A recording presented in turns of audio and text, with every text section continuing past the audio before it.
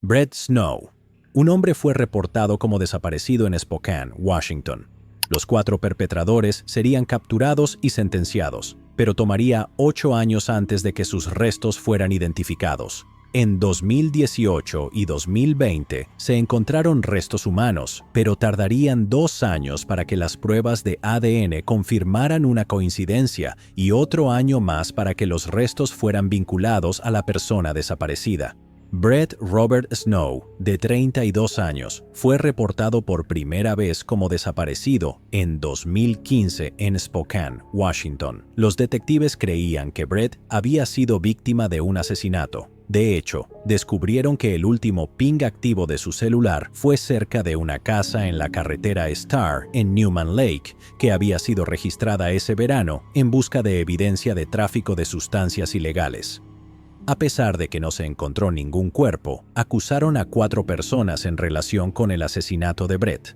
3 de ellos, Alvar Guajardo, Cheryl Sutton y Colby Boder, fueron juzgados y declarados culpables por un jurado. La evidencia y el testimonio de testigos indicaron que Brett había sido golpeado hasta la muerte y desmembrado, después de lo cual desecharon sus restos en diferentes áreas. Los testigos dijeron que el asesinato ocurrió después de que Brett hubiera hecho un maltrato de sustancias o perdido sustancias que pertenecían a Boder. Después de su arresto, un testigo, Russell Joyce, se presentó y dijo que Brett había sido secuestrado y golpeado durante varios días en la casa y que le habían quitado la vida cuando quedó claro que moriría a causa de sus heridas. Russell fue el primer testigo en el juicio de Guajardo. Fue una de las últimas personas en ver a Brett con vida y afirmó que Guajardo se lo llevó después de que los otros lo habían atado con un cable de teléfono.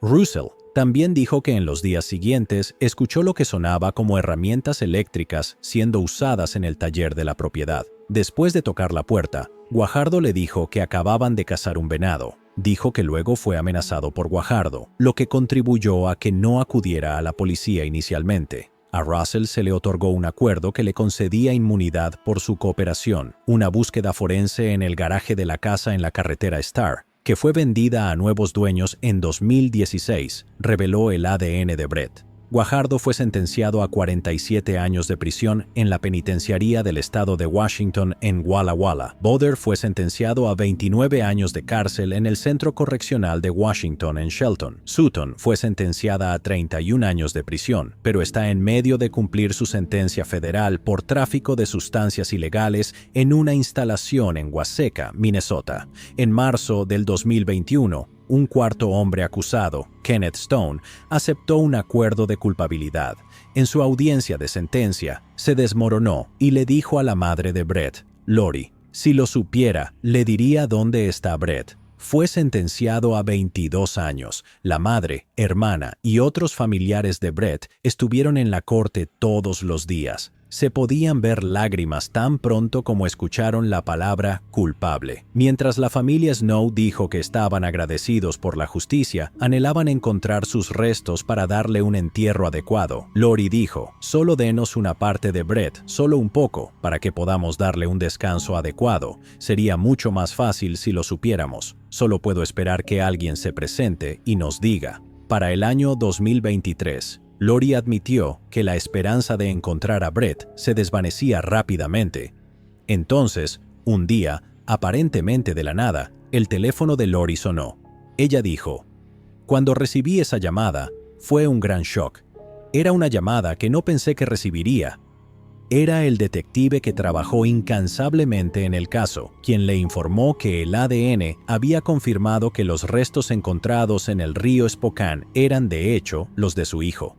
El 28 de septiembre del 2018, un hombre que pescaba con mosca en el río Spokane encontró un pequeño fragmento de cráneo, pero el análisis de ADN no pudo completarse en ese momento debido a la falta de recursos. En agosto del 2020, otro fragmento de cráneo fue encontrado en una zona diferente del río. Milagrosamente, a pesar de su pequeño tamaño, ambas personas que encontraron los fragmentos reportaron el descubrimiento, dándole a la oficina del médico forense del condado de Spokane, la doctora Veena Singh, la oportunidad de una identificación. La doctora Singh dijo, hay muchas personas observadoras en el área. Inicialmente, Nadie sospechó que los dos casos estaban conectados. Los restos se almacenaron como no identificados. En 2022, gracias a los fondos de la Ley del Plan de Rescate estadounidense, se obtuvieron recursos para examinar los fragmentos de cráneo. La oficina del médico forense del condado de Spokane envió ambos fragmentos a Othram, que confirmó que pertenecían a la misma persona. Luego, las autoridades cargaron el perfil de ADN en varias bases de datos genealógicos, identificando a docenas de familiares y confirmando que los restos pertenecían a Brett. Lori dijo: «Es una confirmación, él está allí. Encontraron una parte de él, así que eso es algo bueno. No cierra completamente el capítulo, pero es algo. Es algo que quizás nunca hubiera sucedido sin la tenacidad de la doctora Singh y su equipo de investigadores». La doctora Singh dijo: «Es muy significativo. Para eso estamos aquí, ¿no? Para las familias, para servir a la familia y a la comunidad. Siempre que llega alguien como desconocido, lo tomamos como una obligación descubrir quiénes son, devolverles su nombre. Todos importan, todos merecen tener un nombre. Las familias merecen saber qué pasó con su ser querido y merecen poder darles un descanso digno». Algo que Lori por fin puede hacer por Brett, con la ayuda de la oficina del médico forense, los fiscales y todos los que trabajaron en el caso de su hijo. Lori expresó: «Realmente aprecio todo lo que han hecho por mi familia». John Ingram Brandenburg Jr. y Keith Lavelle Bibbs. 4 cuerpos fueron descubiertos en octubre de 1983 en Indiana. 2 fueron identificados de inmediato, y el perpetrador, conocido como el asesino de la carretera, confesó su culpabilidad. Después de 4 décadas, los otros 2 cuerpos fueron identificados gracias a nuevas tecnologías de genealogía genética investigativa. El 18 de octubre de 1983, los restos de 4 personas fueron encontrados en una granja abandonada en Lake Village, condado de Newton, en una zona rural de Indiana. No estaba claro cómo habían muerto las víctimas. Todas habían sido atadas y apuñaladas más de 2 docenas de veces, y los pantalones y la ropa interior de cada víctima estaban alrededor de sus tobillos. El cuerpo de una víctima también había sido desmembrado. 2 de las víctimas fueron identificadas rápidamente mediante registros dentales como Michael Bauer y John Bartlett, pero las otras 2, conocidas como Brad Doe y Adam Doe, permanecieron sin identificar durante casi 40 años. Cuando Scott McCord comenzó a trabajar como forense del condado de Newton en 2009, ordenó análisis antropológicos y dentales, bocetos faciales y pruebas de ADN para determinar las identidades de los restos. Ninguno de esos esfuerzos dio resultado. McCord dijo: «No sé cuántas veces estás a punto de rendirte». 7 años después, en 2016, decidió realizar un pseudo funeral para las 2 víctimas no identificadas, cuyos restos, dijo, habían estado en un estante. Agregó que 19 estudiantes de secundaria se ofrecieron como voluntarios para ser portadores del féretro de las 2 víctimas y casi 100 personas asistieron a la ceremonia. McCord dijo: «Sé que nadie tendría la pasión que yo tuve para identificar a estos jóvenes». Después del funeral agregó: «Dios, fue increíblemente emocional. Nadie sabía quiénes eran, pero la gente de nuestro condado los acogió como si fueran suyos». Luego, en 2019, las autoridades del condado de Newton contactaron al proyecto DNA Doe con el caso de Brad Doe. Después de secuenciar el ADN de Brad Doe, pudieron encontrar coincidencias con varios familiares cercanos, lo que permitió identificar los restos como pertenecientes a John Ingram Brandenburg Jr., un joven de 19 años de Chicago, Illinois, que un día fue a casa de un amigo y nunca regresó. Con el éxito en la identificación de John, McCord llevó el caso de Adam Doe al proyecto DNA Doe en 2020. El proyecto DNA Doe declaró: «Trabajando con ADN altamente degradado, el caso pasó más de 2 años en los laboratorios, donde se hicieron múltiples intentos para crear un perfil de ADN viable que pudiera cargarse en las bases de datos utilizadas para casos forenses». McCord explicó que el ADN fue extraído de los huesos de Adam Doe, los cuales estaban muy degradados. Una vez que obtuvieron ADN utilizable, un equipo de genealogistas genéticos investigativos comenzó a buscar coincidencias. McCord dijo que se contactaron con personas que creían podrían estar relacionadas con Adam Doe, incluso tocando puertas en algunos casos. Posteriormente, encontraron a un hombre que resultó ser un primo hermano de Adam Doe. Este hombre le dijo a McCord que tenía un primo que desapareció en 1983. McCord relató: literalmente, todo lo que nos empezó a contar sobre este joven encajó perfectamente. El primo, cuyo nombre no fue revelado por los investigadores, los llevó a uno de los hermanos de Adam Doe, cuya prueba de ADN confirmó la coincidencia. En julio del 2023, la oficina del forense del condado de Newton, en Indiana, anunció que Adam Doe había sido identificado como Keith Lavelle Bibbs, de Chicago, quien tenía 16 años cuando desapareció. McCord dijo: «Creo que fue un shock para la familia. Yo he conocido a este joven como Adam tanto tiempo como la familia lo conoció como Keith. Es algo extraño». Los restos de Keith por fin pudieron ser entregados a su familia. Los 4 hombres fueron víctimas de Larry Eyler, el asesino en serie conocido como el asesino de la carretera, quien acabó con la vida de al menos 21 jóvenes. Eyler operó en el Medio Oeste y algunas de sus víctimas fueron jóvenes homosexuales a quienes apuñaló múltiples veces. Eyler fue arrestado en Chicago en octubre de 1983, cuando fue acusado del asesinato de Ralph E. Callis, de 28 años, cuyo cuerpo había sido encontrado un par de meses antes en el condado de Lake, al norte de la ciudad. Eyler luego confesó varios asesinatos, incluyendo los de las personas cuyos cuerpos fueron encontrados en la granja, que ya habían sido identificados en ese momento. Las autoridades concluyeron que él había matado a las 4 víctimas. En una carta fechada el 18 de diciembre de 1990, Eyler escribió que había matado a un hombre negro no identificado de entre 18 y 20 años a mediados de julio de 1983, cerca de una granja abandonada en Indiana. Keith era negro, mientras que las otras 3 víctimas encontradas en la granja eran blancas. Según su confesión, Keith era un autoestopista que accedió a realizar un acto sexual por $75. Y John fue presentado a Eyler por su presunto cómplice, Robert David Little, en su residencia en Terre Haute. Eyler afirmó no conocer las identidades reales de ninguna de las víctimas y admitió que solía deshacerse de cualquier forma de identificación que encontrara en las posesiones de sus víctimas. Eyler murió en prisión en 1994 mientras cumplía una condena a muerte por el asesinato en 1984 de Danny Bridges, un joven de 15 años de Chicago. No está claro cómo Keith y las otras víctimas terminaron en Indiana. McCord dijo que uno de los familiares de Keith siempre creyó que él había huido de casa. McCord comentó lo siguiente sobre informar a la familia de Keith que sus restos habían sido identificados. «Sé que fue un shock cuando se enteraron de cómo perdió la vida, pero trae algo de consuelo saber dónde está y muy pronto estará de vuelta en casa, donde pertenece». José Cruz Armijo Arreguín. En abril de 1995, la policía de Michigan recibió una llamada al 911 que llevaría a una investigación que solo se resolvería casi 3 décadas después.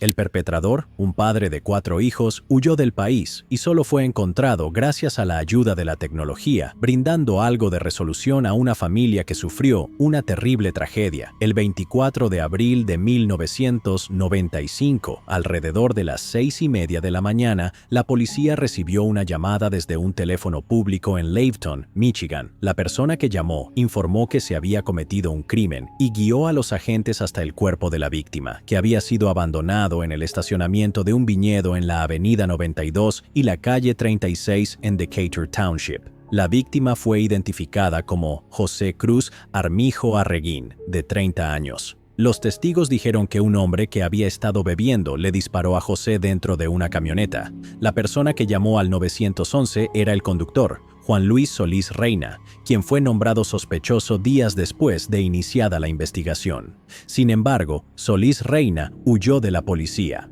El auto que conducía fue encontrado abandonado cerca de la Interestatal 55 en Missouri unos días después. Los detectives hicieron todo lo posible para encontrar a Solís Reina, pero, lamentablemente, el caso se enfrió.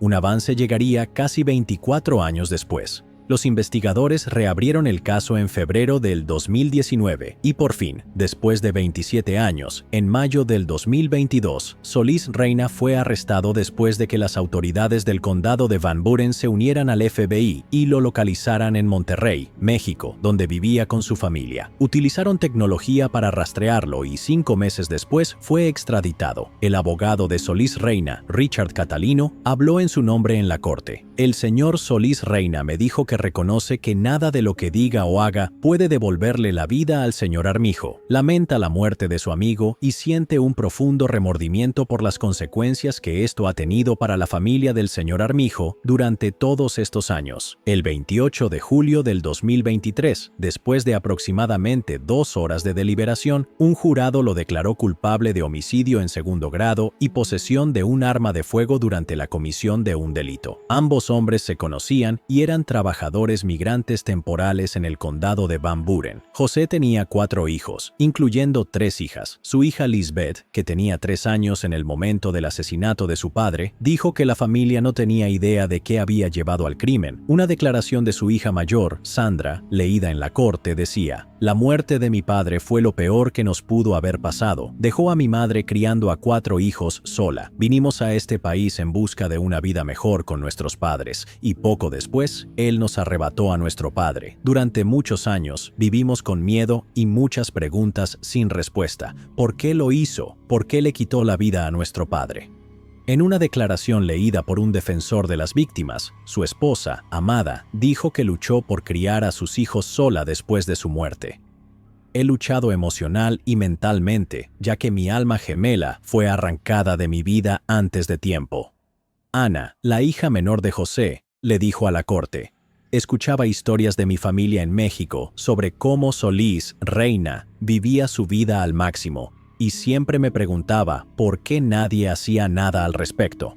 El 18 de septiembre del 2023, Solís Reina fue sentenciado a un término de 25 a 50 años de prisión y 2 años adicionales por posesión de un arma de fuego durante la comisión de un delito. Edward Ware. El cuerpo de un hombre fue encontrado en su casa en Carolina del Norte en 1994. El caso permanecería sin resolver durante casi 3 décadas hasta que el perpetrador fue identificado como alguien cercano. El 7 de mayo de 1994, el cuerpo de Edward Ware fue encontrado en su casa en el 200 de la calle Harris en Reidsville, Carolina del Norte. Los investigadores reportaron signos de una lucha violenta, evidencia de robo y ausencia de entrada forzada. A pesar de una investigación exhaustiva por parte del Departamento de Policía de Reidsville y la Oficina de Investigación del Estado de Carolina del Norte, el caso se enfrió a medida que las pistas se agotaban. El 23 de febrero del 2023, la policía de Reidsville revisó el caso y su evidencia. Luego, anunciaron un avance en este caso con la ayuda de nueva tecnología y evidencia. El jefe de policía de Reidsville, Ray Gibson, dijo que siempre están investigando casos, pero que este tuvo un avance significativo. El Laboratorio de Criminología del Estado volvió a analizar la evidencia para ayudar a los oficiales a identificar al sospechoso utilizando un nuevo programa llamado STR-Mix. Los investigadores analizaron evidencia que databa del asesinato y el ADN llevó a que Johnny Ware fuera acusado del asesinato en primer grado de Edward Ware. Johnny era el sobrino de Edward. Johnny ya estaba en prisión en Georgia por otro asesinato no relacionado. Mientras estaba en prisión, se le notificaron los cargos por el asesinato de su tío. Permaneció en una prisión de Georgia. Cuando se les preguntó a los investigadores cómo se había llevado a cabo el asesinato de Edward y cuál fue el motivo, la respuesta fue que había mucha información que no podían revelar sobre el caso. La familia de Edward fue notificada sobre los cargos. El jefe Gibson dijo: «Estaban extremadamente agradecidos y contentos de poder tener algo de cierre. De hecho, dijeron que desearían que la madre, las tías y los tíos, personas que ya han fallecido, pudieran estar aquí para saber que se hará justicia». Gibson dijo que múltiples investigadores trabajaron en este caso a lo largo de los años. Afirmó que este caso les muestra a ellos y a otros que es por eso que no se debe renunciar a los casos no resueltos. Kevin Jones, agente especial asistente del FBI a cargo del distrito de Piedmont del Norte, dijo: Quiero que las familias que buscan esperanza y justicia por sus seres queridos sepan que las víctimas no son olvidadas. Usaremos todos nuestros recursos y nuevas tecnologías para encontrar y seguir la evidencia donde quiera que nos lleve, y nuestro objetivo es encontrar la verdad. El 22 de noviembre del 2024, Johnny Ware fue sentenciado a 50 años de prisión. Edward Ware. El cuerpo de un hombre fue encontrado en su casa en Carolina del Norte en 1994. El caso permanecería sin resolver durante casi 3 décadas hasta que el perpetrador fue identificado como alguien cercano. El 7 de mayo de 1994, el cuerpo de Edward Ware fue encontrado en su casa en el 200 de la calle Harris en Reidsville, Carolina del Norte.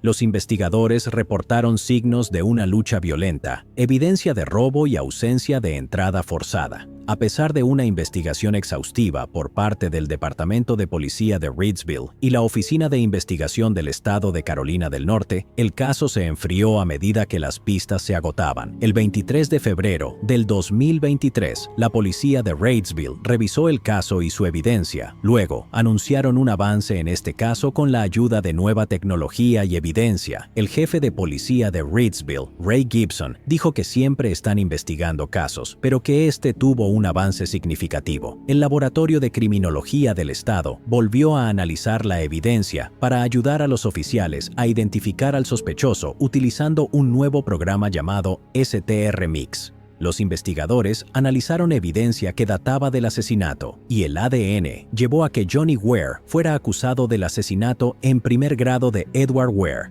Johnny era el sobrino de Edward. Johnny ya estaba en prisión en Georgia por otro asesinato no relacionado. Mientras estaba en prisión, se le notificaron los cargos por el asesinato de su tío. Permaneció en una prisión de Georgia. Cuando se les preguntó a los investigadores cómo se había llevado a cabo el asesinato de Edward y cuál fue el motivo, la respuesta fue que había mucha información que no podían revelar sobre el caso.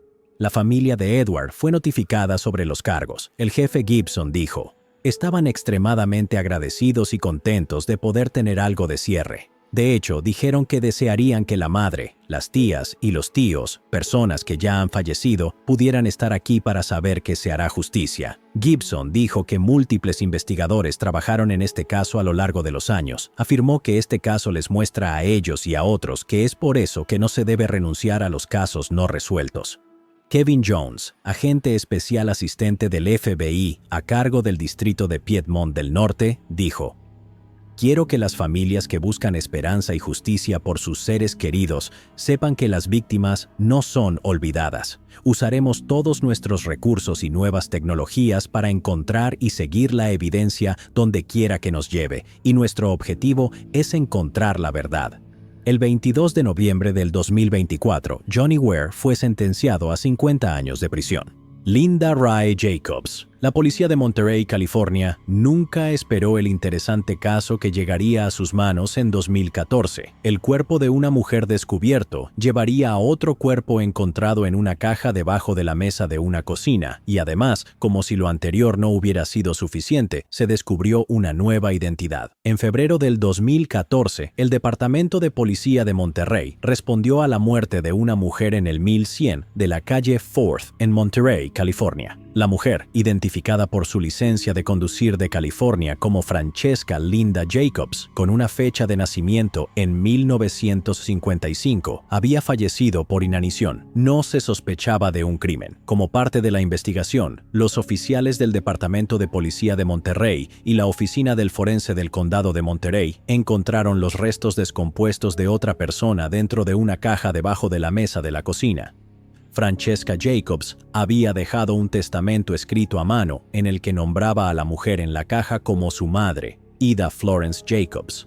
Los restos fueron transportados para realizar una autopsia, donde se encontró el cuerpo de una mujer completamente vestida dentro de la caja. Debido al estado de los restos, que parecían haber estado en esa condición durante muchos años, no se pudo determinar la causa de la muerte. No se pudo descartar un crimen. En el momento de su fallecimiento, la mujer identificada inicialmente como Francesca Jacobs parecía mucho mayor que la edad indicada de 58 años, y su foto en la licencia de conducir sugería lo mismo. mismo. Los registros de Francesca Jacobs solo estaban relacionados con su tiempo viviendo en la península de Monterey a partir de la década de 1990. Casi no se encontraron registros de su madre. La investigación pronto se conoció como el caso de la mamá en la caja. Desafortunadamente, el caso se enfrió a medida que los investigadores intentaron todas las vías posibles para resolverlo. A finales del 2022, con la elección de la forense en jefe del condado de Monterey, Tina Nieto, la Fuerza de Investigaciones de Casos No Resueltos de la Oficina del Fiscal del Distrito del Condado de Monterey, comenzó a trabajar directamente con la Oficina del Forense del Condado de Monterey en un intento por identificar todos los casos de restos humanos desconocidos en el condado.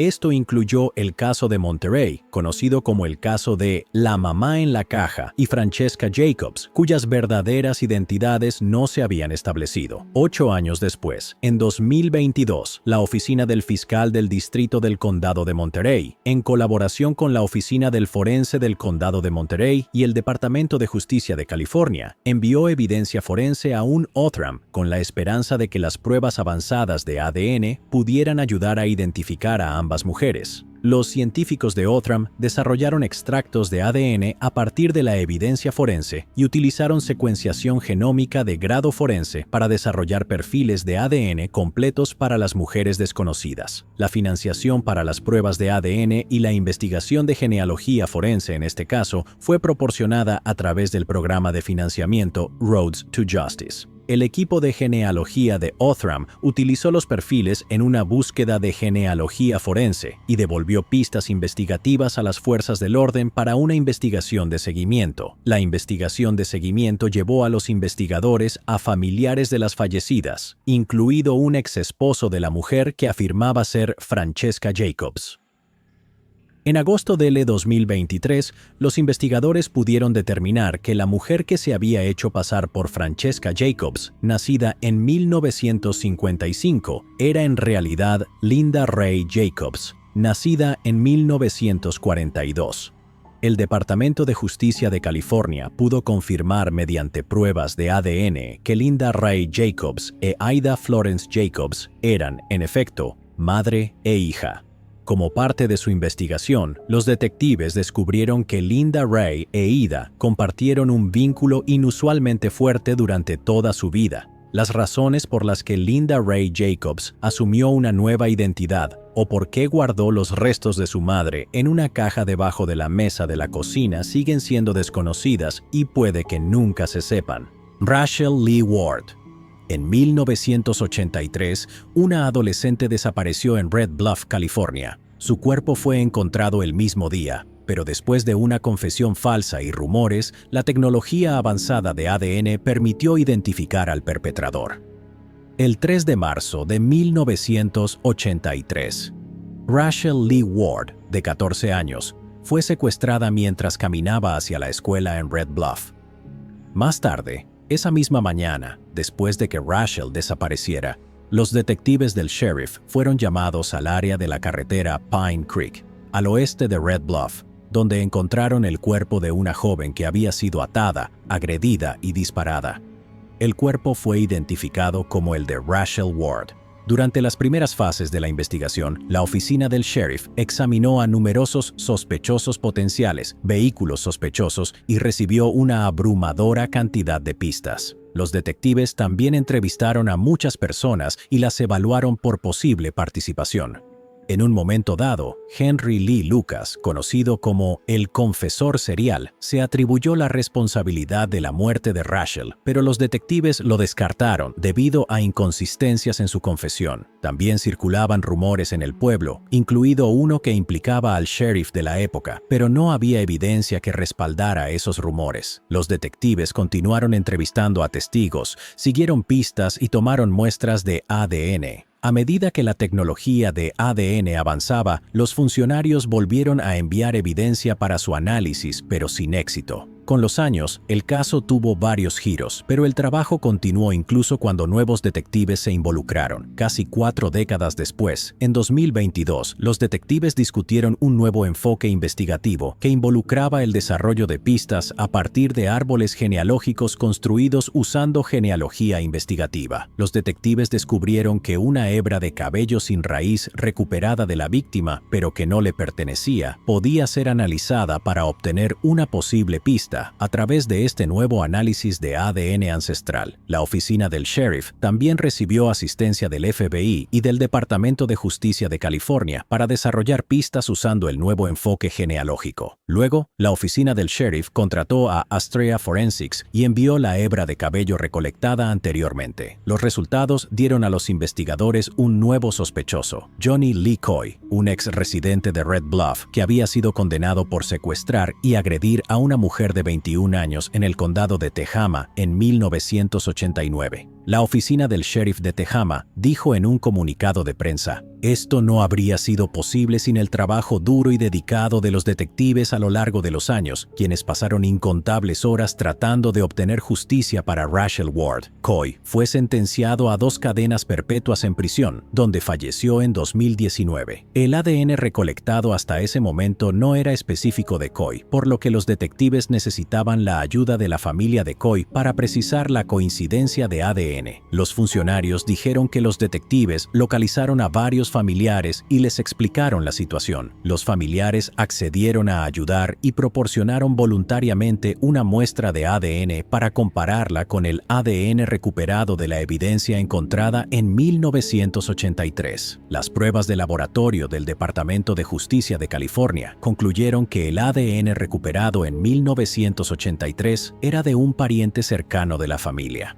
Una muestra de ADN tomada de Coy cuando estaba en prisión originalmente no tenía los mismos marcadores, pero los funcionarios hicieron que la muestra se volviera a analizar.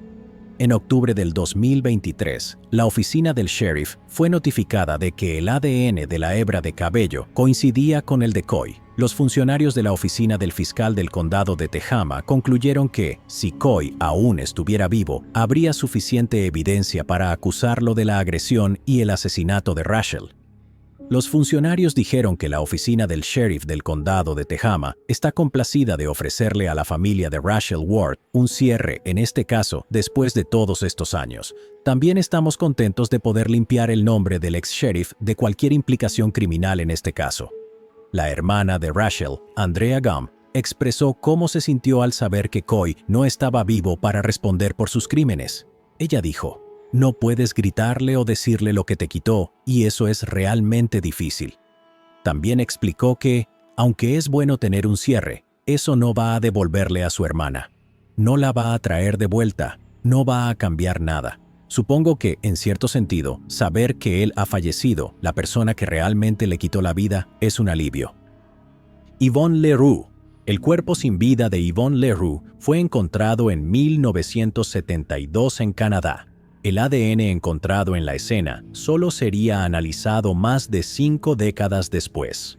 Yvonne Leroux, de 16 años, fue vista por última vez la noche del 29 de noviembre de 1972 caminando en el área de la carretera Oakdale y la avenida Finch West en Toronto, Canadá. A la mañana siguiente, su cuerpo fue encontrado en un camino apartado en el municipio de King, a 24 kilómetros al norte. Había perdido la vida debido a un traumatismo contundente en la cabeza. Decenas de investigadores trabajaron en el caso a lo largo de los años, y la Junta de Servicios de Policía Regional de York había ofrecido 2 veces una recompensa de $50,000 relacionada con el caso, pero sin éxito. El caso quedó en el olvido. Durante años nadie sabía quién había acabado con su vida hasta noviembre del 2023. Usando el ADN del sospechoso encontrado en la escena del crimen, que afortunadamente fue asegurado en ese momento y preservado durante más de 50 años, se generó un perfil de ADN que luego se cargó en bases de datos genealógicas públicas. Armados con esa nueva información, junto con una revisión de registros públicos y archivos, así como evidencia recolectada en el momento en que se encontró el cuerpo de Yvonne, los investigadores redujeron su búsqueda a los familiares del perpetrador y al propio perpetrador. La policía anunció que la herramienta investigativa de genealogía genética, junto con la evidencia de ADN preservada de la escena, había llevado a los detectives a un hombre de Toronto llamado Bruce Charles Cantillon. Cantillon se quitó la vida en 1974, 19 meses después de la muerte de Yvonne. El hombre de 26 años era conocido por la policía en ese momento, ya que había cometido varios delitos violentos contra mujeres y había sido encarcelado en varios momentos de su vida debido a problemas de salud mental. Los oficiales dijeron que, si Cantillon aún estuviera vivo, habría sido acusado del asesinato. El subjefe, Álvaro Almeida, calificó el incidente como cruel y despiadado. El jefe Almeida dijo: "A pesar de las tristes circunstancias de la muerte de Yvonne, me siento gratificado de poder ofrecerle a su familia esta resolución, si no es que un cierre. No puedo imaginar lo difícil que debe haber sido vivir todos estos años con tal pérdida y no saber todo este tiempo quién era el responsable". El detective Jonathan Naumann les dijo a los reporteros que los familiares de Cantillon cooperaron con la policía, aunque los investigadores destacaron el inmenso impacto que la muerte de Yvonne ha tenido en su familia. Naumann dijo que también ha sido difícil para la familia de Cantillon. Descubrir 51 años después que alguien que conocían había hecho algo tan horrible no es fácil para ellos tampoco. Los investigadores dicen que no saben de ninguna conexión entre Yvonne y Cantillon, ni pueden especular sobre un motivo en su muerte. Nunca se encontró un arma. En una declaración leída en voz alta en la conferencia de prensa, la familia de Yvonne dijo que ella está lejos de ser olvidada y destacó cómo su muerte los ha afectado a través de muchas generaciones. La familia dijo: "El caso ha sido un foco de atención en las reuniones familiares y más allá, y ha traído experiencias que no desearíamos a nadie. Desafortunadamente, esta noticia llegó tarde, ya que muchos miembros de nuestra familia han fallecido recientemente. Durante más de medio siglo, nuestra familia se ha preguntado. Obtener algunas respuestas nunca cambiará lo que sucedió o la devolverá". Georgie Canaday. En 1973, Georgie Canaday fue encontrada sin vida en su hogar en Oklahoma. La investigación se estancaría hasta que una llamada telefónica llevaría a un avance 5 décadas después. El 28 de junio de 1973, el cuerpo de Georgie Canaday, de 48 años, fue encontrado en el piso cerca del pie de su cama, en su casa rural en Jay, Oklahoma. Su cuerpo estaba enrollado en una alfombra trenzada. La parte superior de su vestido cubría su cabeza y rostro, mientras que la parte inferior de su vestido estaba empujada alrededor de su cintura. El poodle mascota de Georgie fue encontrado vivo, acurrucado junto a su cuerpo. Ella era una ama de casa impecable, y casi todo en su hogar parecía estar en orden. El robo fue descartado porque su bolso fue encontrado cerca de su cuerpo y contenía sus documentos personales y $181 en billetes y algunas monedas. No había signos de forcejeo ni de entrada forzada. La última vez que alguien vio a Georgie fue 2 días antes, el 26 de junio, cuando pasó por la casa de su vecino para recoger su correo y visitar. Nombrada en honor a su padre, Georgie era una de 8 hijos. Venció las probabilidades desde el comienzo de su vida, pesando solo 907 gramos al nacer en 1925. No había incubadoras para bebés prematuros en ese entonces, por lo que la familia usó un horno improvisado durante los primeros días de su vida para mantenerla caliente. Su sobrina, Wanda Forster, dijo: "Era simple, casi como una niña de 10 años en el cuerpo de un adulto". Georgie tenía algunas dificultades intelectuales menores y se notó en su autopsia que tenía una discapacidad y recibía asistencia social. Vivía sola en la casa que su padre le dejó cuando falleció en marzo de 1973, solo 3 meses antes de que Georgie fuera asesinada. Rara vez salía de casa y la mayoría de la gente consideraba a esta mujer de vestir sencillo como una reclusa.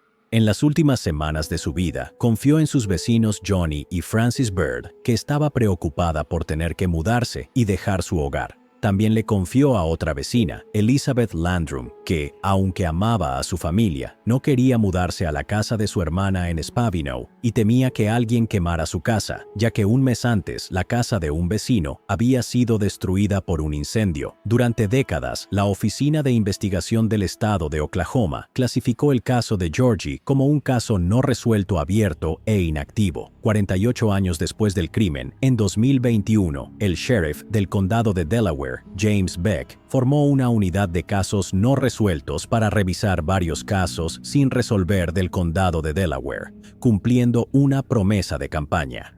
El caso más antiguo, y quizás el que se consideraba más difícil de resolver, era el de Georgie. En 1973, las fotos de la escena del crimen tardaban días en revelarse, los informes se escribían a máquina con mucho esfuerzo, y si se cometía un error, el informe tenía que volver a escribirse. Además, el ADN eran solo letras del alfabeto para esos agentes de la ley. La sobrina nieta de Georgie, Christina Asp, tomó la antorcha en busca de justicia para una mujer a la que nunca conoció. Con el tiempo, Christina llegó a conocer a su tía abuela a través de historias familiares y fotografías. Dijo: «Siento que la conozco por todas las historias de mi tía y mi suegra. Sus rostros se iluminaban cuando compartían recuerdos de ella». En octubre del 2021, después de una noche de revisar fotografías, Christina tomó el teléfono y se puso en contacto con la OSBI, Oficina de Investigación del Estado de Oklahoma, para preguntar sobre el caso de su tía abuela, que llevaba 50 años sin resolverse. Dijo: «Varias de las tías le habían prometido a la madre de Georgie que continuarían buscando al responsable de su muerte. Varios de los miembros de la familia estamos continuando lo que ellas comenzaron». Lo que frustraba tanto a la familia como a los miembros de la unidad de casos no resueltos era que las fotografías originales de la escena del crimen, los informes, la evidencia y otros documentos pertinentes no podían encontrarse. Después de semanas de entrevistas, el detective Mark Wall y el sheriff Beck compilaron un archivo de investigación de casi 8 centímetros de grosor, lleno de entrevistas antiguas, nuevas entrevistas, un resumen de la escena del crimen y artículos de periódico amarillentos. Gracias al arduo trabajo de la antropóloga forense Angela Berg, se encontró el informe de autopsia de 5 páginas. Inicialmente, la muerte de Georgie se había clasificado como indeterminada, pero el informe se modificó para mostrar que había perdido la vida por estrangulamiento. Ambos lados de su laringe y el hueso hioides estaban extensamente fracturados. El 3 de julio del 2023, el detective Wall recibió una llamada telefónica de una mujer que había leído sobre el caso de Georgie y se sintió obligada a revelar un secreto de 40 años de su padre.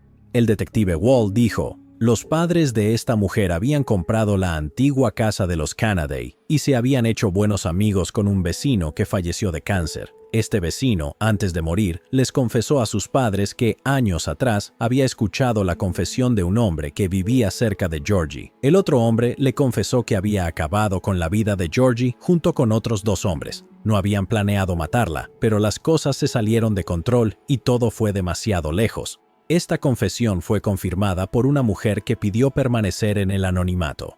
Kurt Titsworth, de la unidad de casos no resueltos de la OSBI, y el detective Wall pasaron semanas siguiendo pistas y entrevistando a amigos y familiares de ambos sospechosos. Lo que surgió lentamente, según el detective Wall, fue un retrato del primer sospechoso, quien tenía 76 años en ese momento. Un hombre extraño con comportamientos excéntricos. Por ejemplo, siempre sospechaba de sus vecinos y tenía la reputación de llevar siempre un arma y merodear por caminos rurales del condado de Delaware durante toda la noche. El segundo sospechoso tenía 16 años en ese momento. Su historial de estrangular mujeres lo colocó en la parte superior de la lista de sospechosos, además del hecho de que su familia tenía una llave de la casa de Georgie. El agente de la OSBI, Leo Albro, quería que se sometiera a una prueba de polígrafo en 1973, pero el detective Wall dijo que no creía que el adolescente se hubiera sometido a la prueba debido a que era menor de edad. Ya conocido por tener una reputación peligrosa, el adolescente era notorio por decirle a la gente que se sentía atraído por mujeres mayores y no por chicas de su edad.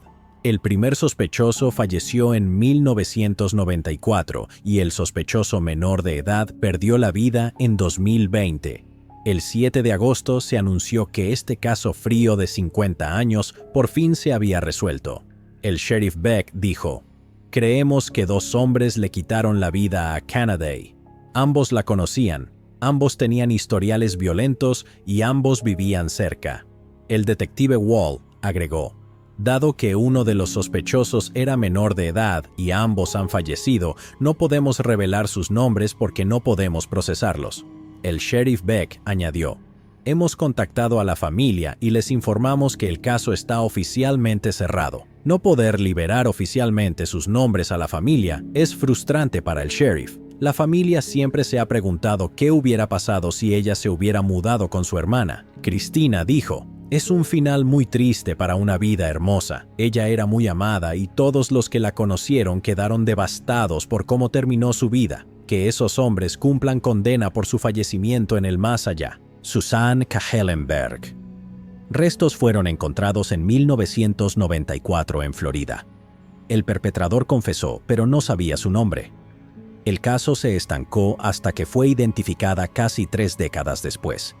El 15 de septiembre de 1994, la oficina del médico forense del Distrito 1 recibió los restos esqueletizados de una mujer encontrados cerca de la Interestatal 10 en Florida. Durante la investigación inicial, los restos fueron enviados al Laboratorio de Identificación Humana de C.A. Pound, en Gainesville. Un examen osteológico mostró que los restos pertenecían a una mujer blanca de aproximadamente 35 a 55 años. Se enviaron muestras para un examen entomológico para estimar el tiempo transcurrido desde su muerte.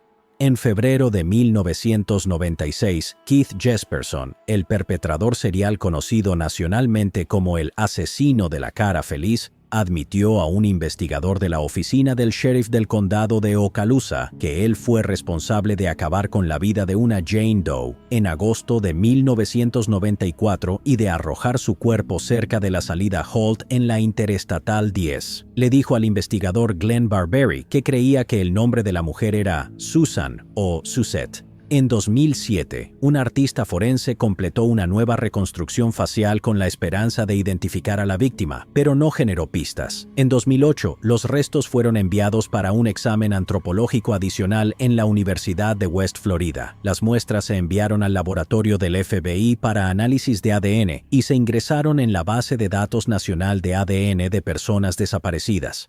A pesar de que la oficina del sheriff del condado de Okaloosa, el Departamento de Aplicación de la Ley de Florida y la oficina del médico forense del Distrito 1 trabajaron durante décadas para identificar positivamente a la mujer, su nombre siguió siendo un misterio. Eso cambió casi 3 décadas después. Chrissy Knighton, investigadora principal de la oficina del médico forense del Distrito 1, dijo que en 2023 el D1 MEO envió muestras a Outram y con fondos del Sistema Nacional de Personas Desaparecidas y No Identificadas, un perfil genealógico produjo pistas que llevaron a la identificación de Susan Kellenberg.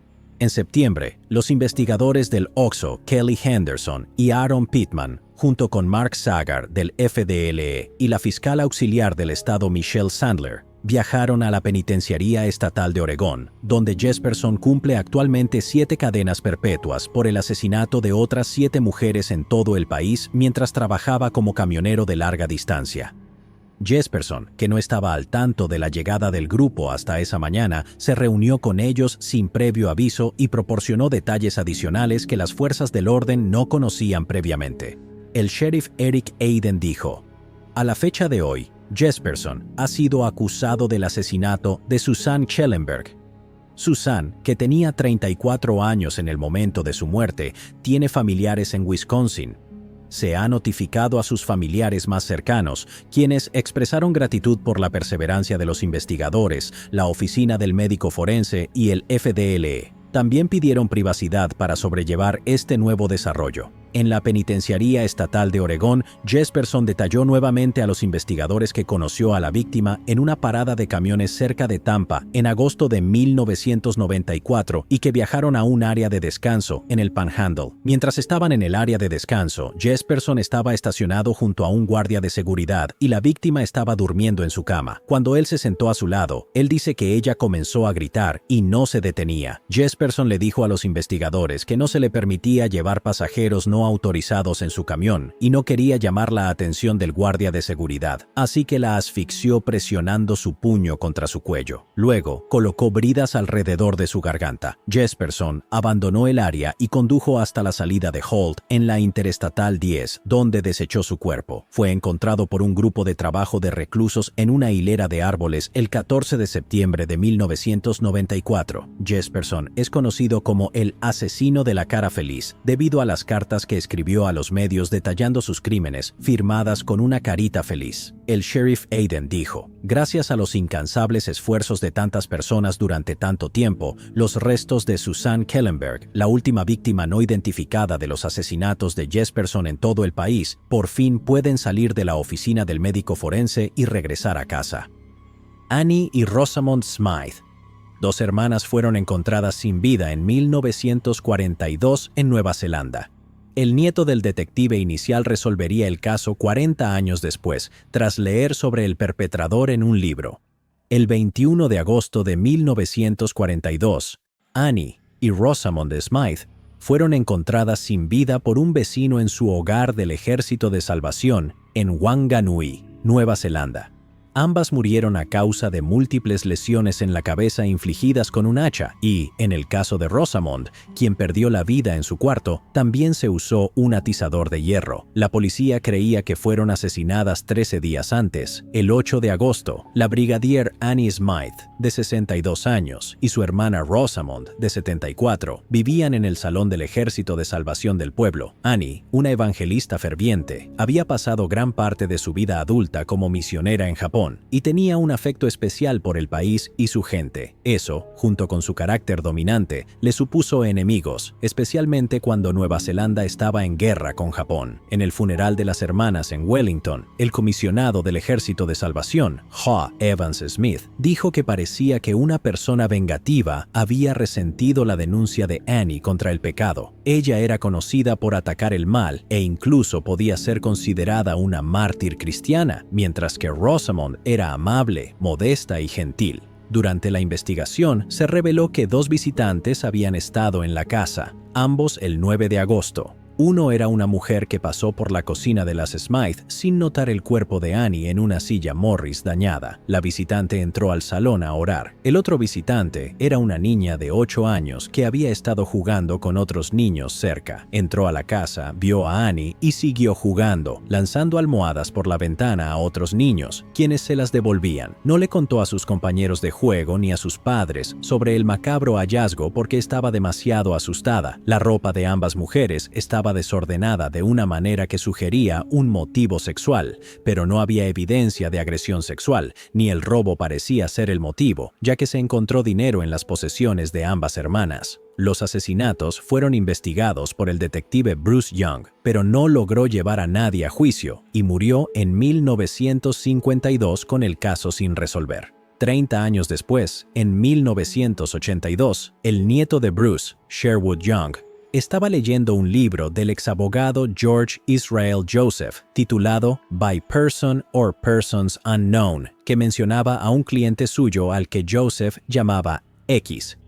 Este hombre, al borde de la muerte por cáncer, le había pedido a Joseph que lo visitara y le confesó que él había acabado con la vida de las hermanas Smith. Sherwood Young, quien había seguido los pasos de su abuelo al unirse a la policía de Nueva Zelanda, y en ese momento ostentaba el rango de inspector, contactó a Joseph para obtener más información. Le dijo al abogado que era el nieto de Bruce Young y que los asesinatos de las Smith eran casos de su abuelo que nunca se habían resuelto. Joseph entonces reveló que, 20 años antes, en 1962, Leo Sylvester Hannan había confesado haber acabado con la vida de Annie y Rosamond, así como con la de Herbert William Brunton. Hannan había sido sentenciado a cadena perpetua 12 años antes, en 1950, por haber quitado la vida de Frederick Andrew Stade.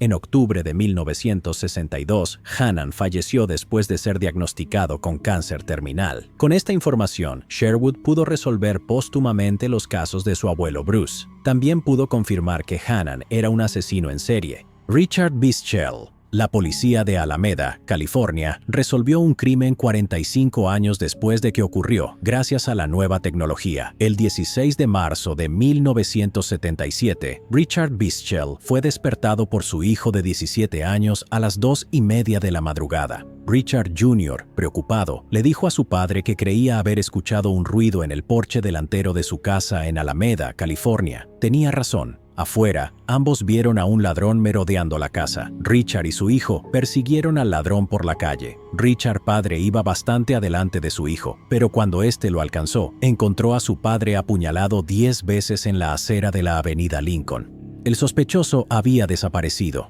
Richard, de 43 años, un marine estadounidense que luchó en la Guerra de Corea, fue trasladado a un hospital local, donde falleció a causa de sus heridas. Richard Jr. dijo lo siguiente sobre su padre: «Mi papá era un buen hombre, se desvivía por ayudar a la gente, incluso a extraños». En ese momento se identificó a un posible sospechoso, pero debido a las limitaciones en la tecnología de ADN no se pudieron presentar cargos y el caso quedó en el olvido. 44 años después del crimen, en 2021, la Unidad de Casos No Resueltos del Departamento de Policía reexaminó una pieza clave de evidencia de ADN, una chaqueta que el sospechoso llevaba puesta la noche del ataque. Una muestra de sangre de esa chaqueta fue enviada al Instituto de Investigación Serológica en Richmond, que confirmó que la sangre pertenecía a la víctima.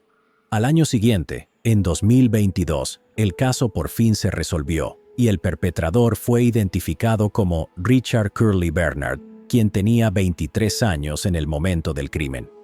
El 22 de marzo del 2022, el detective retirado del Departamento de Policía de Alameda, Lorenzo Graham, dijo durante una conferencia de prensa que Bernard había sido arrestado y condenado por una serie de robos en Alameda, junto con 2 agresiones conocidas. Los detectives dijeron que también encontraron evidencia circunstancial que probaba definitivamente que Bernard, quien era un sospechoso en 1977, era de hecho el asesino. Bernard, quien pasó gran parte de su vida en prisión por docenas de condenas por robo, fue posteriormente asesinado a tiros en Texas en 1989. El fiscal adjunto del condado de Alameda, Mark Melton, dijo: «El sospechoso está muerto, pero la familia de la víctima ahora sabe la identidad del perpetrador y que las fuerzas del orden nunca dejaron de buscarlo».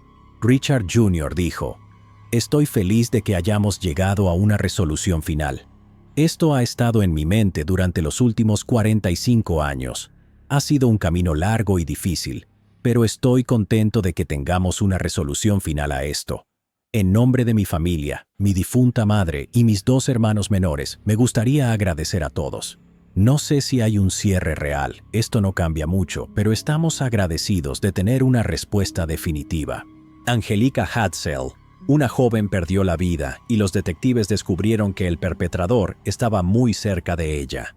En marzo del 2015, Angelica Aja Hadsell, de 18 años, debía haber estado disfrutando de unas relajantes vacaciones de primavera en casa durante su primer año en la universidad, pero todo se convirtió en una tragedia cuando desapareció. AJ estaba pasando por una ruptura en ese momento y había regresado a casa en Norfolk, Virginia, para las vacaciones de primavera. Esto llevó a su madre, Jennifer Wright, a creer que su hija estaba desahogándose cuando desapareció después de recibir un mensaje de texto de ella diciendo que estaba con amigos. Sin embargo, cuando AJ no regresó a casa y su exnovio, Corey French, encontró un pedazo de su tarjeta de crédito en la calle, los investigadores comenzaron a buscar con mayor urgencia a la adolescente desaparecida.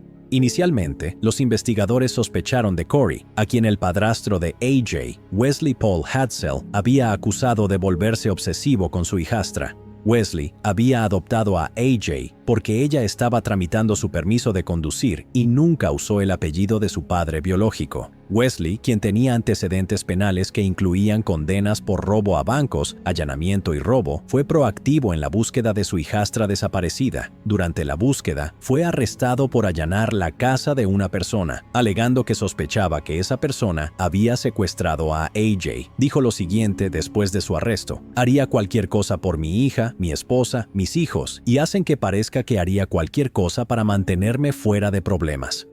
No podía estar un minuto lejos de donde mi hija podría haber estado». Sin embargo, la investigación comenzó a centrarse en él. Los compañeros de trabajo de Wesley le dijeron a la policía que estaba visiblemente agitado y se tuvo que tomar el resto del día libre. El mismo día que su hijastra desapareció, los investigadores registraron la camioneta Chevy Astro de Wesley y descubrieron una pala, cinta adhesiva y guantes de trabajo en la parte trasera del vehículo. También revisaron el sistema GPS de su auto, lo que los llevó a una casa abandonada a 96 kilómetros de distancia de la casa familiar. El 9 de abril, el cuerpo de AJ fue descubierto escondido en una zanja detrás de la casa abandonada. La autopsia reveló que había sido envenenada intencionalmente con una sobredosis de heroína. AJ era una jugadora de softball en la Universidad de Longwood con un futuro brillante. El detective de la policía de Norfolk, David Benjamin, dijo: "Era una atleta, muy extrovertida, sin problemas con sustancias ilegales o alcohol. Realmente iba por buen camino". Después de más de 3 años, el 19 de noviembre del 2018, Wesley, de 40 años, fue acusado de asesinato después de secuestrar y envenenar a AJ. Esto ocurrió después de que una investigación sobre su participación llevara a un juez a declarar que había evidencia abrumadora en su contra. La policía que investigaba el caso dijo que Wesley había secuestrado a AJ mientras ella doblaba ropa y escuchaba música en la sala de estar. Los fiscales dijeron que luego intentó distraer a la policía mintiendo y plantando evidencia en varios lugares, incluyendo una de sus chaquetas en la casa de un amigo. Wesley admitió haber allanado la casa, pero negó haber escondido la chaqueta allí. En 2020, su primer juicio fue declarado nulo después de 2 días debido a desacuerdos sobre qué evidencia el jurado podía escuchar. El 28 de enero del 2022, en la corte, la primera persona en declarar fue Jennifer, la madre de AJ. Dijo que ella y Wesley se conocieron en 2010 y terminaron casándose un mes después de conocerse. Tienen un hijo juntos, que tiene 10 años. Jennifer dijo que en 2015 echó a Wesley de la casa porque descubrió que había comenzado a consumir sustancias ilegales.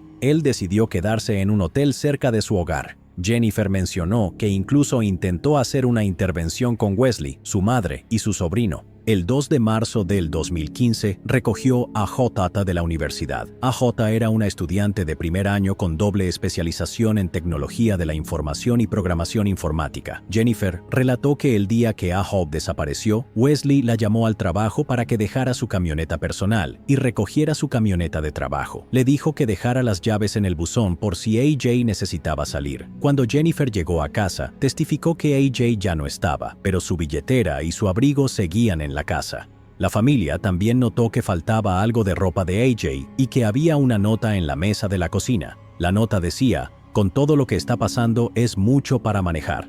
Jennifer dijo que cuestionó la nota porque no tenía sentido para ella ni para sus otras hijas. Durante la búsqueda de AJ, Wesley a menudo recibía pistas y las investigaba. Jennifer dijo que cada vez que descubría algo, se lo comunicaba a los investigadores. También mencionó que Wesley intentó culpar a Corey, el exnovio de AJ, por su desaparición. Jennifer confirmó que Wesley y AJ eran cercanos y aseguró que no creía que él alguna vez la hubiera agredido, tocado o hecho comentarios inapropiados hacia ella. Sin embargo, admitió que se sintió incómoda cuando descubrió que él consumía sustancias ilegales. El hombre que afirmó haberle vendido sustancias ilegales a Wesley también testificó y dijo que le había estado vendiendo cocaína y heroína durante años. Un momento tenso surgió cuando Zach Hoffer, el padrastro de AJ antes de Wesley, se preparaba para declarar antes de la sentencia. El abogado de Wesley, James Ellenson, objetó y el juez sostuvo la objeción. Después de eso, Zach tuvo que ser sacado a la fuerza por las autoridades de la sala del tribunal después de gritar insultos hacia Wesley. El 4 de abril del 2022, Wesley Hadsell fue sentenciado a cadena perpetua más 15 años por acabar con la vida de AJ. Los años adicionales incluyen 5 años por ocultar el cuerpo y 10 años por ser encontrado con sustancias ilegales mientras estaba incriminado. Wesley continúa manteniendo su inocencia. Durante una entrevista en la cárcel, negó nuevamente su participación diciendo: "Te juro que no lastimé a mi hija, no sé quién lo hizo, y si lo supiera, no los protegería". Kenneth Orchard. Un incendio en una casa acabó con la vida de un esposo y padre de 5 hijos. La tecnología de ADN llevaría al descubrimiento de lo que realmente sucedió ese día. El 22 de mayo del 2018 se reportó un incendio en la casa ubicada en el bloque 1800 de la avenida Pinion, en el condado de Fremont, Colorado. Los bomberos descubrieron el cuerpo de Kenneth Orchard, de 76 años, en el interior carbonizado de su propia casa, al pie de una escalera cerca de la puerta principal. Su esposa, Lorraine Orchard, salía de su clase de terapia en agua caliente cuando recibió una llamada de un vecino informándole que los bomberos estaban en su casa. Según la autopsia, la causa de la muerte de Kenneth fue estrangulación y lesiones por fuerza contundente. Tenía hemorragias por todo su cuerpo, en los ojos, en el interior de los labios, en el interior de las mejillas. El cráneo y el cuello estaban fracturados. Muchos testigos se presentaron y les dijeron a los investigadores que vieron a un hombre no identificado alejándose de la residencia de los Orchard la mañana del incendio. Un testigo les dijo a los investigadores que vio a un hombre caminando por el Spring Creek Park, a unas 200 yardas del incendio. Ella les contó que el hombre iba tan apurado que subió a una camioneta blanca y se fue. Pronto se descubrió que la camioneta blanca era propiedad de Fremont Paving and Ready Mix. En abril del 2019, un ex policía del condado de Fremont, Christopher Pape, fue sentenciado a 2 años de prisión después de declararse culpable de robar lingotes de plata, casi $6,000 en monedas y otros objetos de valor de la casa de Kenneth mientras ayudaba a investigar el caso. La investigación estableció que fue incendio provocado y un asesinato, pero pasarían 2 años antes de que alguien fuera acusado en este caso. Se encontró ADN en un bidón de gasolina vacío en el porche delantero de la casa. En 2020, cuando se analizó, coincidió con el de Matthew Rogers. Los investigadores también encontraron artículos robados de la casa de los Orchard en la casa de los padres de Rogers, así como prendas de vestir quemadas. Rogers también trabajaba en Fremont Paving and Ready Mix en 2018. Rogers enfrentó una serie de cargos, incluidos incendio provocado en primer grado, allanamiento de morada en primer grado y asesinato en primer grado. Los documentos judiciales pintaron una imagen más clara de lo que le sucedió a Kenneth la mañana del 22 de mayo. Según el sheriff del condado de Fremont, Alan Cooper, este fue un robo que salió horriblemente mal. Rogers intentó robar la casa de Kenneth, quien había regresado a su hogar después de trabajar en Big Burger World, y luego había pasado por el centro de historia familiar de su iglesia. Los investigadores creen que Kenneth regresó a su casa en medio del robo, y Rogers lo atacó. Luego, se provocaron 2 incendios dentro de la casa, uno en la habitación principal del segundo piso y otro justo frente a la puerta principal de la residencia. Rogers estaba detenido en el centro de detención del condado de Fremont sin fianza. Los investigadores no tuvieron que buscar mucho para hacer un arresto, ya que ya estaba detenido por cargos de violencia doméstica no relacionados. El 5 de abril del 2022, Matthew Rogers, de 47 años, fue declarado culpable de todos los cargos. Durante la sentencia, el 23 de mayo, antes de que la fiscalía y la defensa presentaran sus declaraciones finales, los miembros de la familia de Kenneth hicieron declaraciones apasionadas y desgarradoras ante el juez. Los 5 hijos de Kenneth relataron los horrores que cada uno había tenido que vivir después del atroz asesinato de su padre. Lanae, la hija mayor de Kenneth, dijo: «He terminado de darle tiempo al hombre que acabó con la vida de mi padre. Él se llevó tiempo y recuerdos que no le pertenecían. No le daré más, excepto esta hora». Lynn, el segundo hijo de Kenneth, también compartió sus pensamientos con el juez y los presentes. Relató cómo, junto con su madre recién viuda, entró en Walmart el día después del crimen en un intento de reunir sus nuevas pertenencias, ya que su hogar había sido destruido. Dijo: «Todo lo que mi madre tenía en el mundo le fue arrebatado. Nos quedamos en la sección de ropa de Walmart con un carrito de compras vacío, en shock, literalmente paralizados por la magnitud de la tarea». ¿Cómo empiezas? ¿Qué pones en un carrito de compras para reconstruir una vida? Amy, la tercera hija, dijo: «Mi mundo entero se volvió negro. Mi cara estaba negra, mis pantalones estaban negros, mi ropa estaba negra. Todos mis recuerdos de la infancia estaban negros, las ventanas estaban tan negras y, sobre todo, mi corazón estaba negro». El 22 de mayo del 2018, Matthew Rogers me dio a mí y a mi familia una cadena perpetua de intentar devolver el color cuando nos dieron tanto negro. Lorraine, la esposa de Kenneth durante más de 40 años, hizo su declaración al final. Dijo: Él era mi mejor amigo, esposo y compañero. ¿Dónde estaba mi consuelo y confianza? Necesitaba a Ken para ayudarme a sobrellevar la pérdida de Ken. Rogers fue sentenciado a cadena perpetua sin posibilidad de libertad condicional. Brett Snow. Un hombre fue reportado como desaparecido en Spokane, Washington. Los 4 perpetradores serían capturados y sentenciados, pero tomaría 8 años antes de que sus restos fueran identificados. En 2018 y 2020 se encontraron restos humanos, pero tardarían 2 años para que las pruebas de ADN confirmaran una coincidencia y otro año más para que los restos fueran vinculados a la persona desaparecida. Brett Robert Snow, de 32 años, fue reportado por primera vez como desaparecido en 2015 en Spokane, Washington. Los detectives creían que Brett había sido víctima de un asesinato. De hecho, descubrieron que el último ping activo de su celular fue cerca de una casa en la carretera Star en Newman Lake, que había sido registrada ese verano en busca de evidencia de tráfico de sustancias ilegales. A pesar de que no se encontró ningún cuerpo, acusaron a 4 personas en relación con el asesinato de Brett. 3 de ellos, Álvar Guajardo, Cheryl Sutton y Colby Boder, fueron juzgados y declarados culpables por un jurado. La evidencia y el testimonio de testigos indicaron que Brett había sido golpeado hasta la muerte y desmembrado, después de lo cual desecharon sus restos en diferentes áreas. Los testigos dijeron que el asesinato ocurrió después de que Brett hubiera hecho un maltrato de sustancias o perdido sustancias que pertenecían a Boder. Después de su arresto, un testigo, Russell Joyce, se presentó y dijo que Brett había sido secuestrado y golpeado durante varios días en la casa y que le habían quitado la vida cuando quedó claro que moriría a causa de sus heridas.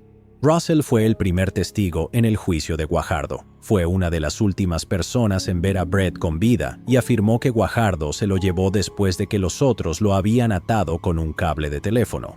Russell también dijo que en los días siguientes escuchó lo que sonaba como herramientas eléctricas siendo usadas en el taller de la propiedad. Después de tocar la puerta, Guajardo le dijo que acababan de cazar un venado.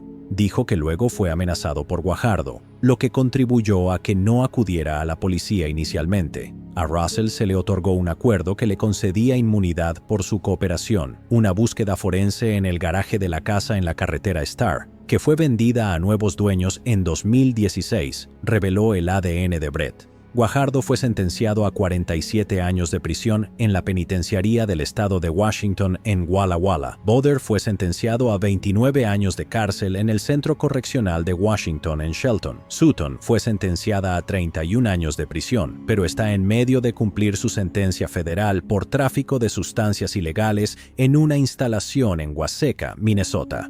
En marzo del 2021, un cuarto hombre acusado, Kenneth Stone, aceptó un acuerdo de culpabilidad. En su audiencia de sentencia, se desmoronó y le dijo a la madre de Brett, Lori, si lo supiera, le diría dónde está Brett. Fue sentenciado a 22 años. La madre, hermana y otros familiares de Brett estuvieron en la corte todos los días. Se podían ver lágrimas tan pronto como escucharon la palabra culpable. Mientras la familia Snow dijo que estaban agradecidos por la justicia, anhelaban encontrar sus restos para darle un entierro adecuado. Lori dijo, solo denos una parte de Brett, solo un poco, para que podamos darle un descanso adecuado. Sería mucho más fácil si lo supiéramos. Solo puedo esperar que alguien se presente y nos diga. Para el año 2023, Lori admitió que la esperanza de encontrar a Brett se desvanecía rápidamente. Entonces, un día, aparentemente de la nada, el teléfono de Lori sonó. Ella dijo, cuando recibí esa llamada, fue un gran shock. Era una llamada que no pensé que recibiría. Era el detective que trabajó incansablemente en el caso, quien le informó que el ADN había confirmado que los restos encontrados en el río Spokane eran de hecho los de su hijo. El 28 de septiembre del 2018, un hombre que pescaba con mosca en el río Spokane encontró un pequeño fragmento de cráneo, pero el análisis de ADN no pudo completarse en ese momento debido a la falta de recursos. En agosto del 2020, otro fragmento de cráneo fue encontrado en una zona diferente del río. Milagrosamente, a pesar de su pequeño tamaño, ambas personas que encontraron los fragmentos reportaron el descubrimiento, dándole a la oficina del médico forense del condado de Spokane, la doctora Veena Singh, la oportunidad de una identificación. La doctora Singh dijo: "Hay muchas personas observadoras en el área". Inicialmente, nadie sospechó que los dos casos estaban conectados. Los restos se almacenaron como no identificados. En 2022, gracias a los fondos de la ley del Plan de Rescate estadounidense, se obtuvieron recursos para examinar los fragmentos de cráneo. La oficina del médico forense del condado de Spokane envió ambos fragmentos a Othram, que confirmó que pertenecían a la misma persona. Luego, las autoridades cargaron el perfil de ADN en varias bases de datos genealógicos, identificando a docenas de familiares y confirmando que los restos pertenecían a Brett. Lori dijo: "Es una confirmación, él está allí. Encontraron una parte de él, así que eso es algo bueno. No cierra completamente el capítulo, pero es algo. Es algo que quizás nunca hubiera sucedido sin la tenacidad de la doctora Singh y su equipo de investigadores". La doctora Singh dijo: "Es muy significativo. Para eso estamos aquí, ¿no? Para las familias, para servir a la familia y a la comunidad. Siempre que llega alguien como desconocido, lo tomamos como una obligación descubrir quiénes son, devolverles su nombre. Todos importan, todos merecen tener un nombre. Las familias merecen saber qué pasó con su ser querido y merecen poder darles un descanso digno". Algo que Lori por fin puede hacer por Brett, con la ayuda de la oficina del médico forense, los fiscales y todos los que trabajaron en el caso de su hijo. Lori expresó: "Realmente aprecio todo lo que han hecho por mi familia. John Ingram Brandenburg Jr. y Keith Lavelle Bibbs". 4 cuerpos fueron descubiertos en octubre de 1983 en Indiana. 2 fueron identificados de inmediato, y el perpetrador, conocido como el asesino de la carretera, confesó su culpabilidad. Después de 4 décadas, los otros 2 cuerpos fueron identificados gracias a nuevas tecnologías de genealogía genética investigativa. El 18 de octubre de 1983, los restos de 4 personas fueron encontrados en una granja abandonada en Lake Village, condado de Newton, en una zona rural de Indiana. No estaba claro cómo habían muerto las víctimas. Todas habían sido atadas y apuñaladas más de 2 docenas de veces, y los pantalones y la ropa interior de cada víctima estaban alrededor de sus tobillos. El cuerpo de una víctima también había sido desmembrado. 2 de las víctimas fueron identificadas rápidamente mediante registros dentales como Michael Bauer y John Bartlett, pero las otras 2, conocidas como Brad Doe y Adam Doe, permanecieron sin identificar durante casi 40 años. Cuando Scott McCord comenzó a trabajar como forense del condado de Newton en 2009, ordenó análisis antropológicos y dentales, bocetos faciales y pruebas de ADN para determinar las identidades de los restos. Ninguno de esos esfuerzos dio resultado. McCord dijo: "No sé cuántas veces estás a punto de rendirte". 7 años después, en 2016, decidió realizar un pseudo funeral para las 2 víctimas no identificadas, cuyos restos, dijo, habían estado en un estante. Agregó que 19 estudiantes de secundaria se ofrecieron como voluntarios para ser portadores del féretro de las 2 víctimas y casi 100 personas asistieron a la ceremonia. McCord dijo: "Sé que nadie tendría la pasión que yo tuve para identificar a estos jóvenes". Después del funeral agregó: "Dios, fue increíblemente emocional. Nadie sabía quiénes eran, pero la gente de nuestro condado los acogió como si fueran suyos". Luego, en 2019, las autoridades del condado de Newton contactaron al proyecto DNA Doe con el caso de Brad Doe. Después de secuenciar el ADN de Brad Doe, pudieron encontrar coincidencias con varios familiares cercanos, lo que permitió identificar los restos como pertenecientes a John Ingram Brandenburg Jr., un joven de 19 años de Chicago, Illinois, que un día fue a casa de un amigo y nunca regresó. Con el éxito en la identificación de John, McCord llevó el caso de Adam Doe al proyecto DNA Doe en 2020. El proyecto DNA Doe declaró: Trabajando con ADN altamente degradado, el caso pasó más de 2 años en los laboratorios, donde se hicieron múltiples intentos para crear un perfil de ADN viable que pudiera cargarse en las bases de datos utilizadas para casos forenses. McCord explicó que el ADN fue extraído de los huesos de Adam Doe, los cuales estaban muy degradados. Una vez que obtuvieron ADN utilizable, un equipo de genealogistas genéticos investigativos comenzó a buscar coincidencias. McCord dijo que se contactaron con personas que creían podrían estar relacionadas con Adam Doe, incluso tocando puertas en algunos casos. Posteriormente, encontraron a un hombre que resultó ser un primo hermano de Adam Doe. Este hombre le dijo a McCord que tenía un primo que desapareció en 1983. McCord relató, literalmente, todo lo que nos empezó a contar sobre este joven encajó perfectamente.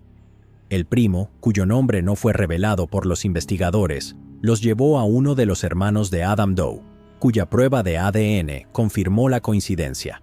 En julio del 2023, la oficina del forense del condado de Newton, en Indiana, anunció que Adam Doe había sido identificado como Keith Lavelle Bibbs, de Chicago, quien tenía 16 años cuando desapareció.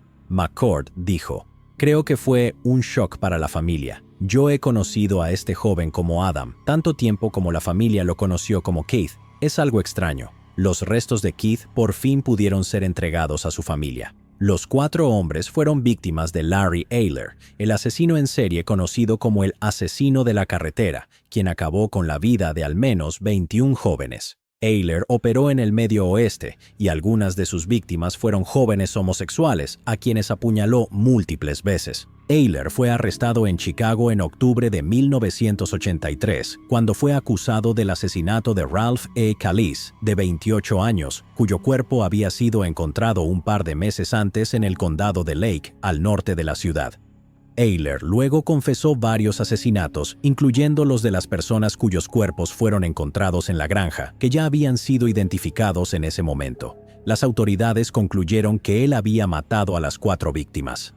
En una carta fechada el 18 de diciembre de 1990, Eyler escribió que había matado a un hombre negro no identificado de entre 18 y 20 años a mediados de julio de 1983, cerca de una granja abandonada en Indiana. Keith era negro, mientras que las otras 3 víctimas encontradas en la granja eran blancas. Según su confesión, Keith era un autoestopista que accedió a realizar un acto sexual por $75. Y John fue presentado a Eyler por su presunto cómplice, Robert David Little, en su residencia en Terre Haute. Eyler afirmó no conocer las identidades reales de ninguna de las víctimas y admitió que solía deshacerse de cualquier forma de identificación que encontrara en las posesiones de sus víctimas. Eyler murió en prisión en 1994 mientras cumplía una condena a muerte por el asesinato en 1984 de Danny Bridges, un joven de 15 años de Chicago. No está claro cómo Keith y las otras víctimas terminaron en Indiana. McCord dijo que uno de los familiares de Keith siempre creyó que él había huido de casa. McCord comentó lo siguiente sobre informar a la familia de Keith que sus restos habían sido identificados. Sé que fue un shock cuando se enteraron de cómo perdió la vida, pero trae algo de consuelo saber dónde está y muy pronto estará de vuelta en casa, donde pertenece. José Cruz Armijo Arreguín. En abril de 1995, la policía de Michigan recibió una llamada al 911 que llevaría a una investigación que solo se resolvería casi 3 décadas después.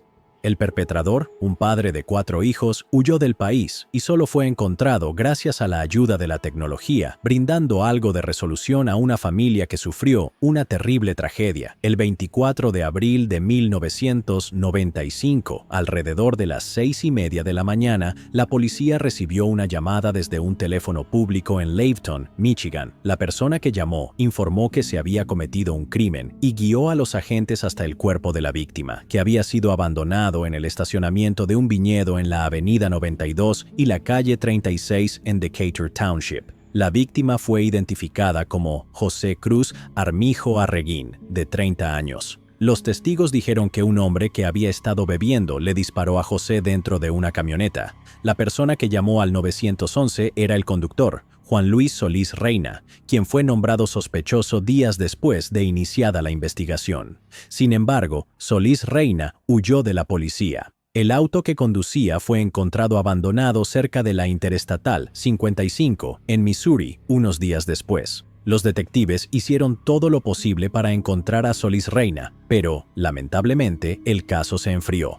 Un avance llegaría casi 24 años después. Los investigadores reabrieron el caso en febrero del 2019 y por fin, después de 27 años, en mayo del 2022, Solís Reina fue arrestado después de que las autoridades del condado de Van Buren se unieran al FBI y lo localizaran en Monterrey, México, donde vivía con su familia. Utilizaron tecnología para rastrearlo y 5 meses después fue extraditado. El abogado de Solís Reina, Richard Catalino, habló en su nombre en la corte. El señor Solís Reina me dijo que reconoce que nada de lo que diga o haga puede devolverle la vida al señor Armijo. Lamenta la muerte de su amigo y siente un profundo remordimiento por las consecuencias que esto ha tenido para la familia del señor Armijo durante todos estos años. El 28 de julio del 2023, después de aproximadamente 2 horas de deliberación, un jurado lo declaró culpable de homicidio en segundo grado y posesión de un arma de fuego durante la comisión de un delito. Ambos hombres se conocían y eran trabajadores migrantes temporales en el condado de Van Buren. José tenía 4 hijos, incluyendo 3 hijas. Su hija Lisbeth, que tenía 3 años en el momento del asesinato de su padre, dijo que la familia no tenía idea de qué había llevado al crimen. Una declaración de su hija mayor, Sandra, leída en la corte, decía: «La muerte de mi padre fue lo peor que nos pudo haber pasado. Dejó a mi madre criando a 4 hijos sola. Vinimos a este país en busca de una vida mejor con nuestros padres, y poco después, él nos arrebató a nuestro padre. Durante muchos años, vivimos con miedo y muchas preguntas sin respuesta. ¿Por qué lo hizo? ¿Por qué le quitó la vida a nuestro padre?». En una declaración leída por un defensor de las víctimas, su esposa, Amada, dijo que luchó por criar a sus hijos sola después de su muerte. «He luchado emocional y mentalmente, ya que mi alma gemela fue arrancada de mi vida antes de tiempo». Ana, la hija menor de José, le dijo a la corte: «Escuchaba historias de mi familia en México sobre cómo Solís Reina vivía su vida al máximo, y siempre me preguntaba por qué nadie hacía nada al respecto». El 18 de septiembre del 2023, Solís Reina fue sentenciado a un término de 25 a 50 años de prisión y 2 años adicionales por posesión de un arma de fuego durante la comisión de un delito. James Bednarik. El Departamento de Policía de Salt Lake City, Utah, pudo anunciar el cierre de un caso no resuelto de 48 años. El 28 de febrero de 1974, James Bednarik, de 39 años, recibió un disparo y perdió la vida en su propia casa en Salt Lake City, Utah. Como parte de la investigación, los investigadores desarrollaron un perfil sobre James. A través de su investigación, descubrieron que James vendía gasolina robada. La policía descubrió que, un año antes de su muerte, James había tenido una disputa con el dueño de una gasolinera por gasolina robada. Como resultado de la discusión, James le disparó e hirió al dueño. En la investigación sobre quién acabó con la vida de James, los detectives exploraron todas las pistas disponibles. Sin embargo, la policía no pudo identificar al sospechoso y el caso quedó en el olvido. 44 años después, en 2018, el equipo del Departamento de Policía de Salt Lake City utilizó nueva tecnología forense para analizar la evidencia. Sin embargo, las pruebas no generaron nuevas pistas. En 2022, 4 años después, 2 detectives de policía retirados discutieron el caso durante el almuerzo. Más tarde, los 2 detectives descubrieron que George B. Toone había confesado haber acabado con la vida de 2 hombres en el condado de Salt Lake, incluido James Bednarik, a pedido del dueño de la gasolinera. Los detectives solicitaron entonces al Laboratorio de Criminalística del Departamento de Policía de Salt Lake City que realizara una prueba forense en 2 huellas dactilares latentes recolectadas en la escena del crimen en 1974. Esas huellas coincidieron con las de Toone.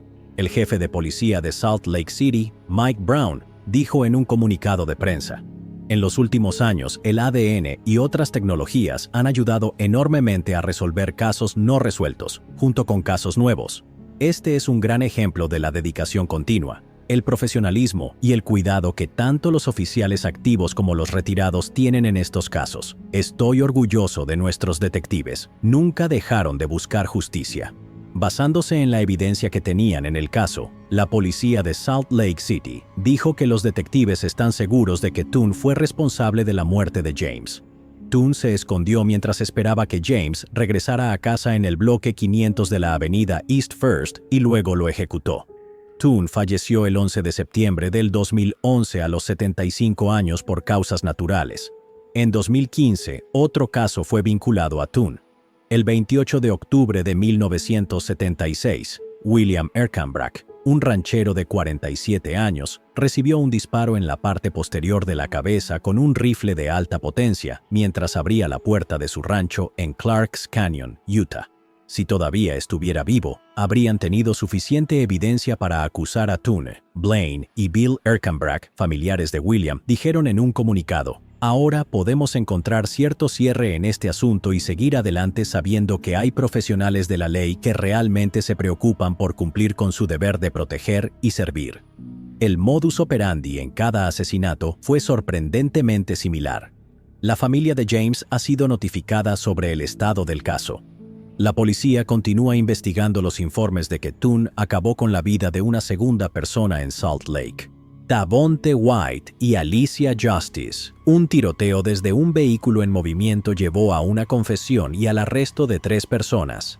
El 9 de noviembre del 2018, Tavonte White, de 23 años, y Alicia Justice, de 21 años, fueron encontrados sin vida en un Honda Accord negro que chocó contra un muro de cemento en Natchez, Mississippi. Cuando la policía de Natchez llegó a la escena, descubrió que el vehículo había sido disparado varias veces.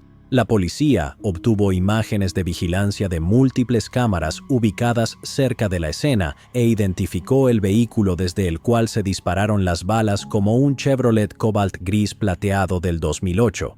Tavonte estaba bajo acusación de un gran jurado por robo a mano armada y posesión de un arma por parte de un convicto. Le habían disparado antes y no se hicieron arrestos en esos tiroteos porque Tavonte no cooperó con los investigadores. El caso solo se resolvería más de 2 años después, cuando la policía arrestó a Jameco Davis, de 18 años, y a Kendarius Davis, de 23 años, junto con Jack Lawrence Jackson. La cuarta persona involucrada falleció. En febrero del 2021, Kendarius Davis estaba en la cárcel del condado de Adams siendo interrogado sobre un incidente separado.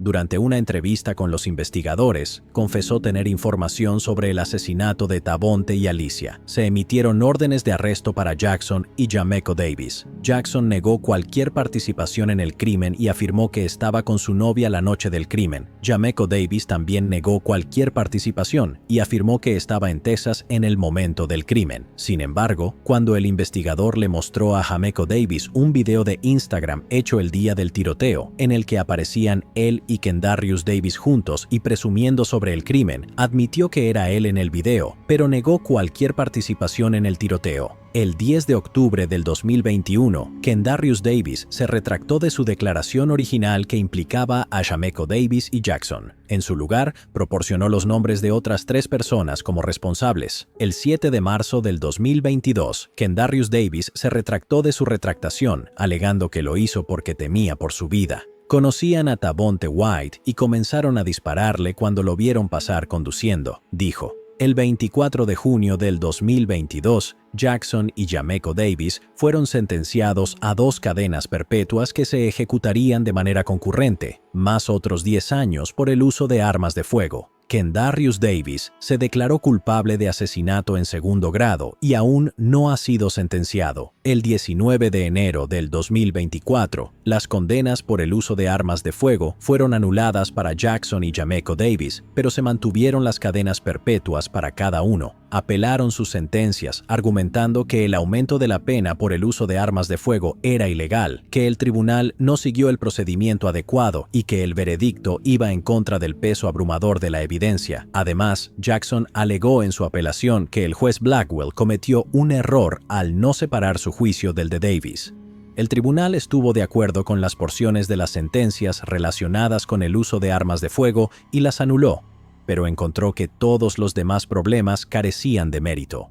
Laura Smither, Kelly Cox, Tiffany Johnston, Jessica Kane y Sandra Sapaug. Tomó más de 2 décadas llevar a la justicia a una persona responsable de la muerte de 4 mujeres. El 3 de abril de 1997, Laura Smither, una aspirante a bailarina de 12 años, salió a correr por la mañana cerca de su casa en Friendswood, Texas. Nunca regresó. Con el paso de los días, Gay y Bob Smither buscaron a su hija con la ayuda de su comunidad, miles de voluntarios e incluso los marines de los Estados Unidos. Desafortunadamente, nadie pudo encontrar rastro de la niña desaparecida. Después de 17 largos días de búsqueda, el cuerpo descompuesto de Laura fue encontrado a 19 kilómetros de su casa, el 20 de abril, en un estanque de retención en Pasadena, Texas, por un padre y su hijo que paseaban a sus perros. Después de semanas en el agua, la causa de su muerte no estaba clara. A pesar de esta devastadora noticia, un sospechoso surgió rápidamente: William Reese, quien trabajaba en un sitio de construcción cerca de la casa de los Smither en Friendswood. Aunque Reese estaba en su radar y su camioneta fue registrada en relación con el caso de Laura, la policía no tenía suficiente evidencia para arrestarlo en ese momento, por lo que permaneció libre. Un mes después, el 16 de mayo, Sandra Sapaug, de 19 años, se detuvo en una tienda de conveniencia cerca de la Interestatal 45. Dijo que notó a un hombre mirándola fijamente en el estacionamiento, y cuando lo vio nuevamente en el restaurante Waffle House al otro lado de la calle, él le ofreció ayudarla con una llanta desinflada que acababa de descubrir. Sandra estaba confundida por esto y dijo que, antes de darse cuenta de lo que estaba sucediendo, el extraño la obligó a subir a su camioneta blanca y la agredió. Él aceleró con ella en su camioneta y se dirigió a la Interestatal.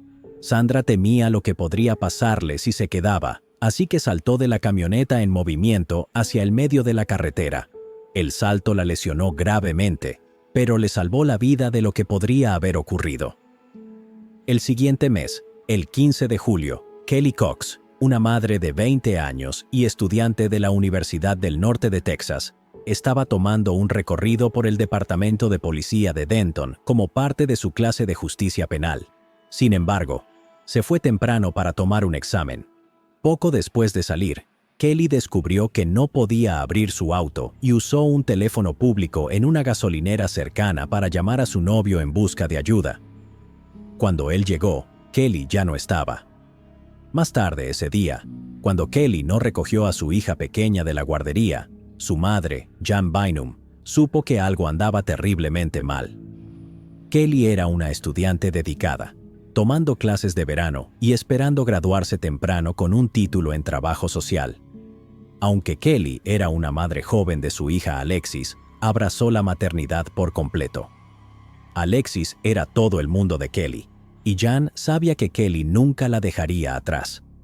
Los días de búsqueda se convirtieron en semanas, y a pesar de sus mejores esfuerzos, Jan no pudo descubrir exactamente qué le había pasado a su hija. Sin un cuerpo y sin pistas sólidas, el caso comenzó a enfriarse.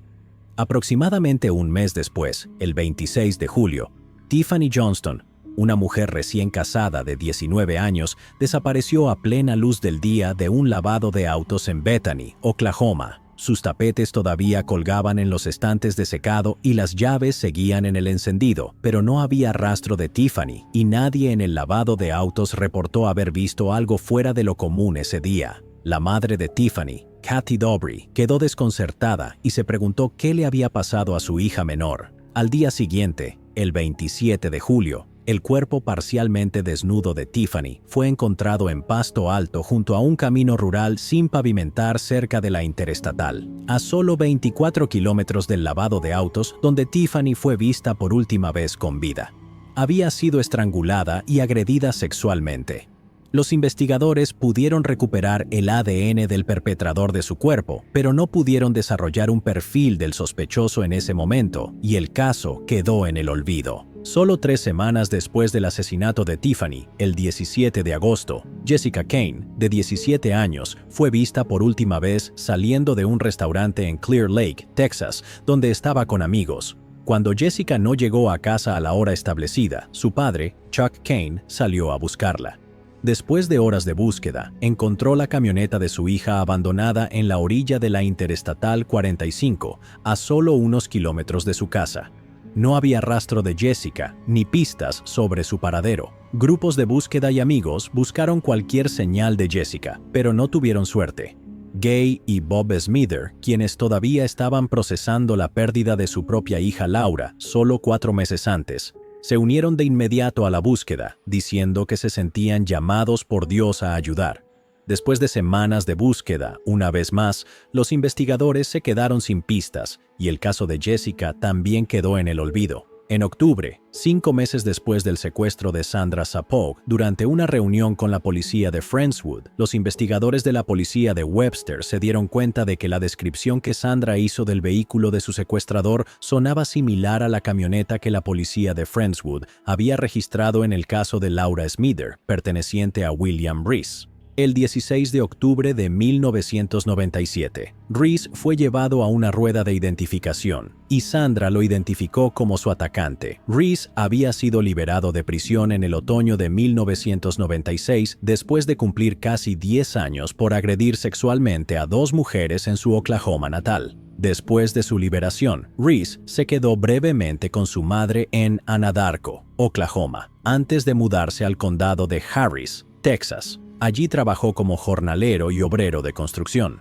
Reese hacía viajes frecuentes entre su nuevo hogar en Texas y la casa de su madre en Oklahoma en 1997. Reese fue arrestado después de ser identificado en la rueda de identificación y acusado de secuestro, a lo que se declaró no culpable. Cuando Reese fue llevado a juicio por el secuestro de Sandra, su pasado volvió para perseguirlo. El jurado escuchó el poderoso testimonio de Sandra, y sus víctimas de los años 80 también testificaron, compartiendo cómo ambas habían sido brutalmente atacadas por Reese en Oklahoma. El jurado deliberó menos de 3 horas antes de declararlo culpable. Fue sentenciado a 60 años de prisión. 15 años después, en 2012, el jefe de policía retirado Lynn Williams comenzó a trabajar para la Oficina de Investigaciones del Estado de Oklahoma y fue asignado al caso no resuelto de Tiffany Johnston. Williams revisó meticulosamente el archivo del caso y llegó a pensar que el ADN de la escena del crimen era su mejor apuesta para identificar al asesino de Tiffany. El ADN del cuerpo de Tiffany ya había sido analizado 2 veces antes sin resultados, pero con los avances en las pruebas de ADN, la criminóloga supervisora de la Oficina de Investigaciones del Estado de Oklahoma, Wendy Duke, y su equipo pudieron desarrollar un perfil masculino parcial. El equipo comparó este perfil parcial con los perfiles de sospechosos conocidos y eliminó a todos los demás sospechosos hasta llegar a Reese.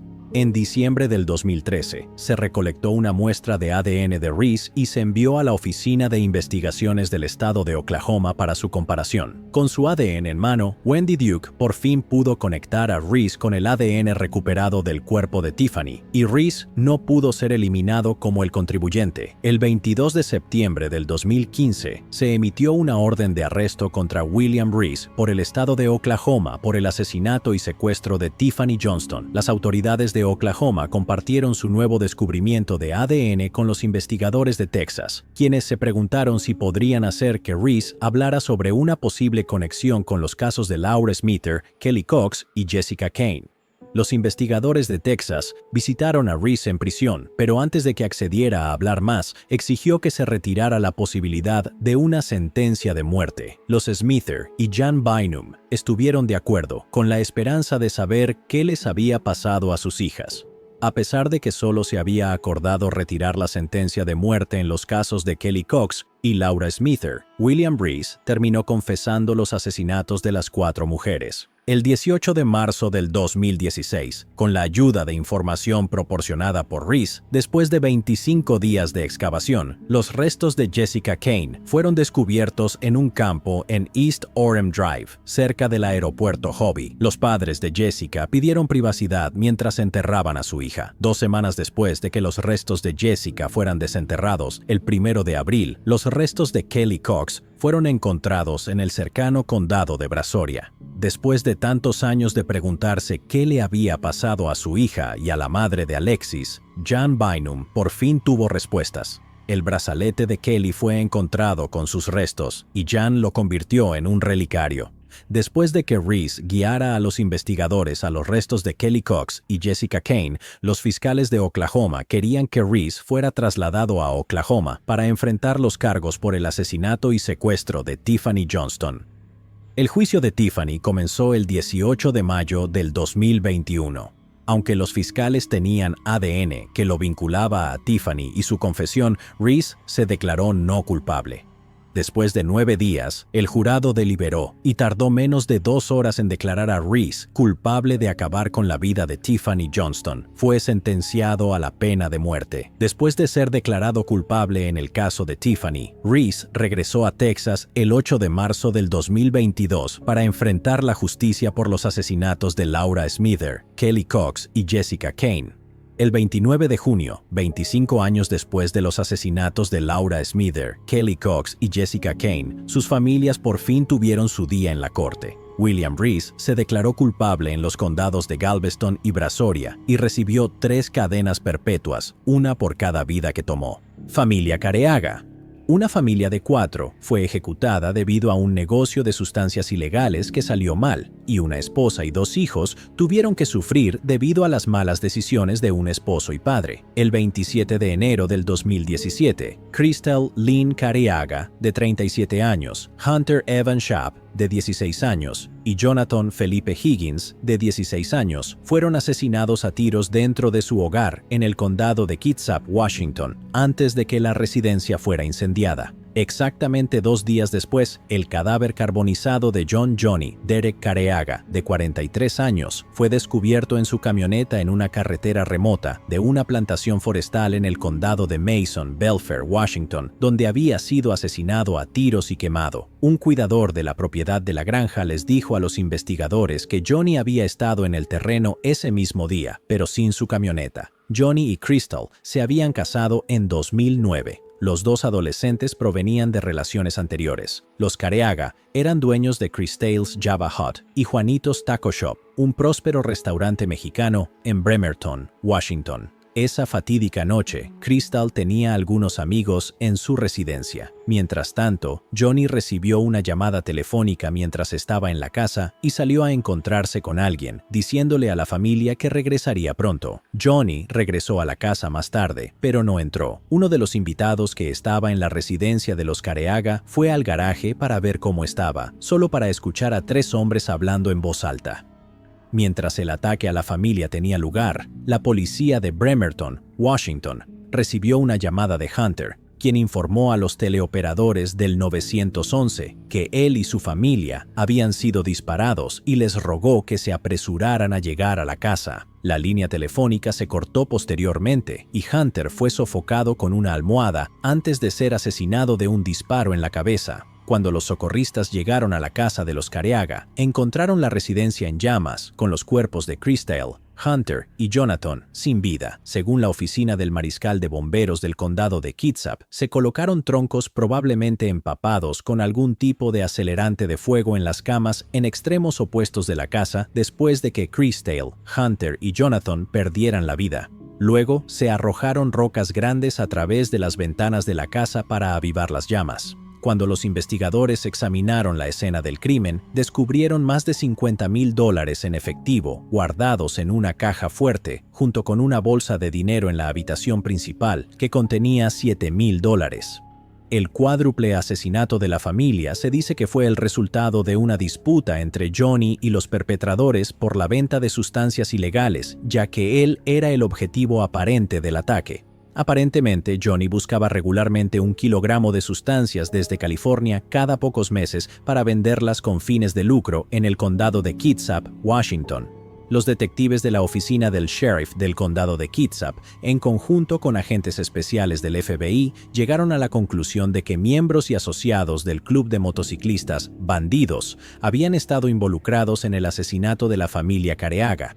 Los Bandidos MC son un club de motociclistas fuera de la ley autoproclamado 1%, con presencia global y una larga historia de participación en el crimen organizado, así como en otras actividades ilegales, incluido el tráfico de sustancias ilegales y asesinato. Algunos de los clientes que compraban sustancias a Johnny eran miembros del club Bandidos MC. Uno de los amigos cercanos de Johnny comenzó a vender las sustancias que él transportaba desde California a Robert Bobby Watson III, un miembro comprometido del capítulo de Bremerton de los Bandidos MC. Se desconoce si Bobby había comprado las sustancias para su uso personal o para revenderlas y obtener ganancias. Pronto, el amigo de Johnny decidió poner fin a las ventas, lo que llevó a Johnny a comunicarse directamente con Bobby como resultado. Cuando Johnny realizaba su viaje rutinario a California después de este incidente, Bobby lo seguía de cerca, lo que provocó una intensa discusión verbal entre ambos. Bobby ha sido descrito como el presunto cerebro detrás de los asesinatos.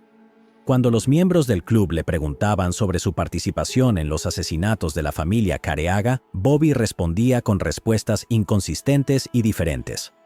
El presidente del capítulo de Bellingham de los Bandidos condenó el crimen y cooperó con los investigadores de la ley, expresando su desaprobación hacia cualquier miembro del club que tomara la vida de mujeres y niños. Johnny J. Watson, residente de Bremerton, es el hermano menor de Bobby Watson. A diferencia de su hermano Bobby, Johnny Watson no está afiliado al club de motociclistas Bandidos.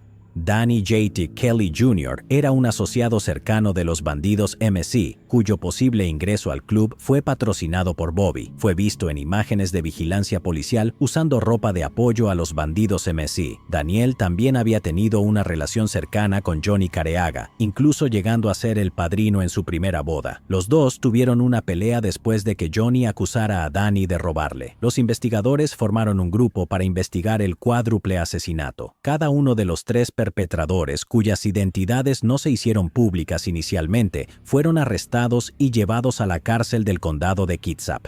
Los arrestados enfrentaron 16 cargos diferentes por delitos graves por persona, entre ellos asesinato agravado, incendio provocado y allanamiento de morada. Danny Kelly, Robert Watson y Johnny Watson se declararon no culpables de los cargos. Un juez ordenó que el trío fuera retenido sin fianza y que no pudieran poseer armas de fuego, alcohol o sustancias ilegales, a menos que fueran recetadas. Además, se les prohibió tener contacto entre sí. Después de 7 años, en abril del 2024, los hombres fueron declarados culpables de 30 cargos, incluidos asesinato en primer grado, asesinato premeditado e incendio provocado. El 7 de mayo, fueron sentenciados a cadena perpetua sin posibilidad de libertad condicional. Kimberly Encinia. Por fin se ha realizado un arresto en un caso de atropello y fuga del 2012, donde una joven perdió trágicamente la vida. El 11 de febrero del 2012, Kimberly Encinia, de 24 años, caminaba por el costado de la carretera McArdle cerca de Nile, Texas. Iba de camino a una pijamada del día de San Valentín en una iglesia cercana cuando fue atropellada por un vehículo y perdió la vida a manos de un conductor que se dio a la fuga, a solo metros de su destino. El conductor la dejó al costado de la carretera con heridas graves. Fue trasladada a un hospital, pero lamentablemente no sobrevivió.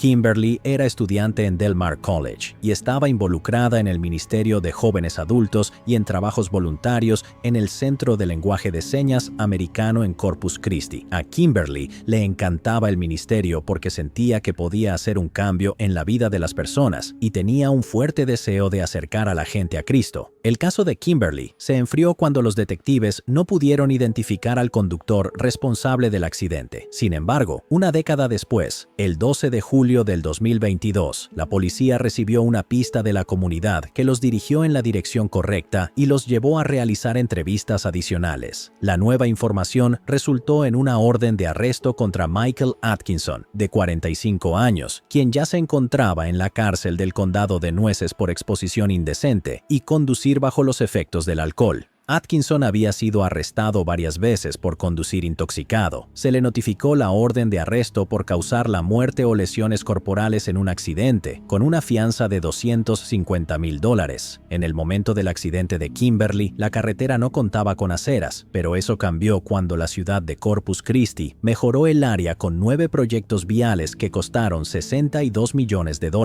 Mary Encinia, la madre de Kimberly, dijo que todavía está tratando de procesar la noticia, pero comenzó a recordar la noche en que su hija perdió la vida. Kimberly acababa de salir del apartamento de su madre en los apartamentos Oso Bay y caminaba hacia The Nest Church. Mary mencionó que normalmente no era curiosa acerca de las luces de emergencia, pero algo la llamó a ver qué estaba pasando. Mary vio a su hija en una zanja justo cuando la policía comenzaba a procesar la escena del crimen. En mayo del 2023, Atkinson se declaró culpable y aceptó un acuerdo de culpabilidad por 10 años de libertad condicional. Billy Ray Richardson. Después de 42 años, un perpetrador responsable de la muerte de una joven de 15 años y otras 3 mujeres jóvenes en Los Ángeles y Englewood, California, fue arrestado.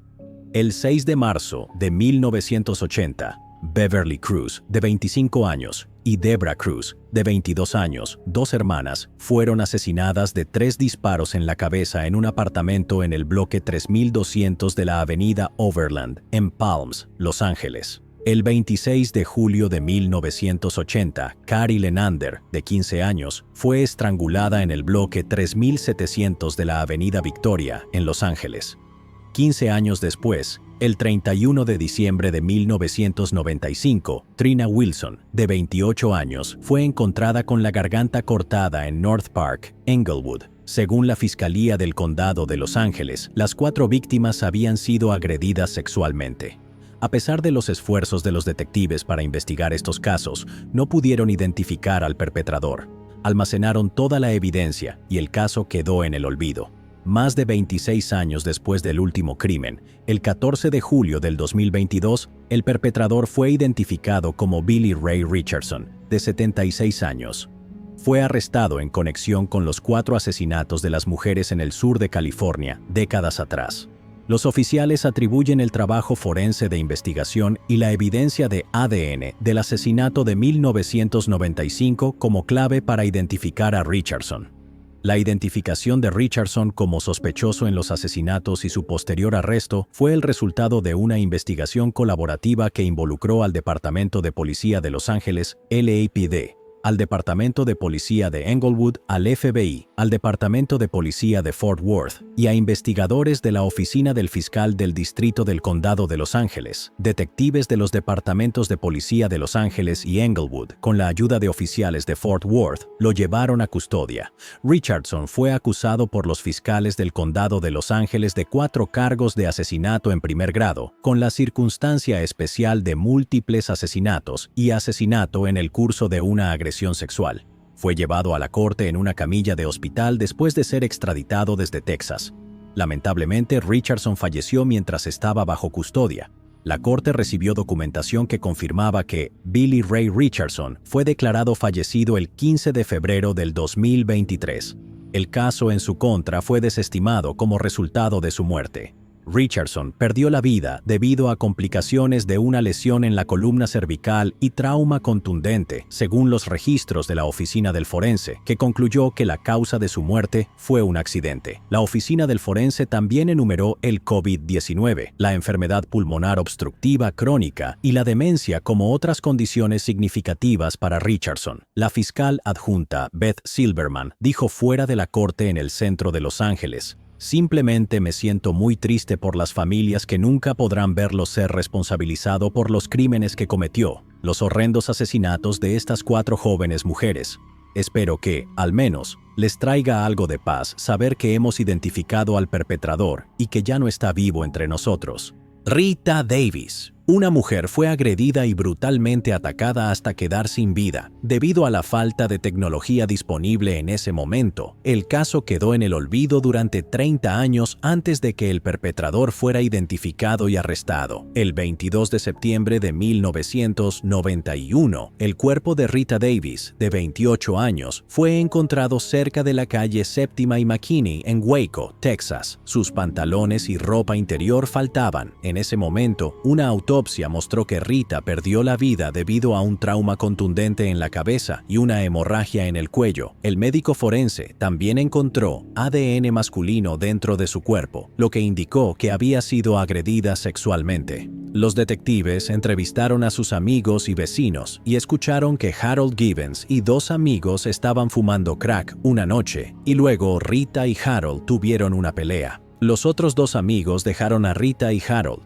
pero cuando regresaron esa noche, ambos habían desaparecido. La policía entrevistó a Harold y a los dos amigos, pero descubrió que los amigos proporcionaron información contradictoria. Un amigo dijo que la pelea ocurrió el 17 de septiembre, mientras que el otro amigo dijo que la pelea ocurrió el 21 de septiembre, la noche antes de que ella fuera encontrada sin vida. La policía tomó una muestra de sangre y saliva de Harold, pero la tecnología disponible en ese momento no pudo ayudar a determinar si él tenía algo que ver con su muerte. El caso quedó en el olvido. 15 años después, en 2006, un detective volvió a analizar las muestras utilizando tecnología avanzada de ADN y encontró muestras menores del ADN de Harold. La policía no explicó por qué no se realizó un arresto ese año o por qué el caso quedó en el olvido nuevamente durante otros 16 años. Sin embargo, en 2022, Harold fue interrogado nuevamente después de que un detective de casos no resueltos y un detective de crímenes especiales le dijeron que su declaración original sobre lo que sucedió no era cierta, gracias a los resultados de ADN. Inicialmente, Harold les dijo a los detectives que él y Rita habían tenido relaciones sexuales, pero según la policía, las pruebas mostraron lo contrario. Cuando fue interrogado nuevamente, Harold les dijo a los detectives que se molestó con Rita porque ella quería más sustancias, así que la golpeó con el puño cerrado varias veces. La policía no aclaró si Harold Gibbons también la agredió sexualmente, a pesar de que se encontraron muestras de ADN masculino originalmente. El 21 de junio del 2022, el caso de 30 años se resolvió después de que Gibbons, de 65 años, fuera arrestado en su casa en Waco sin incidentes. Fue acusado de asesinato y permaneció en la cárcel con una fianza de $25,000. La policía dijo en un comunicado de prensa: el Departamento de Policía de Waco desea reconocer el trabajo previo realizado por los detectives asignados en 1991, 1992 y 2006. Sin su trabajo de investigación inicial, no habría sido posible realizar un arresto hoy. Lucrecia Franklin, la hija de Rita, recuerda la noche en que le dijeron que su madre no regresaría a casa con tan solo 9 años. Dijo: «Le digo a todos que el mundo se detuvo». Nunca se rindió ante lo que sabía que era cierto en su corazón. Lucrecia sabía que un día su familia obtendría justicia. «Le dije a mi mamá, voy a luchar por ti hasta que me falte el aliento.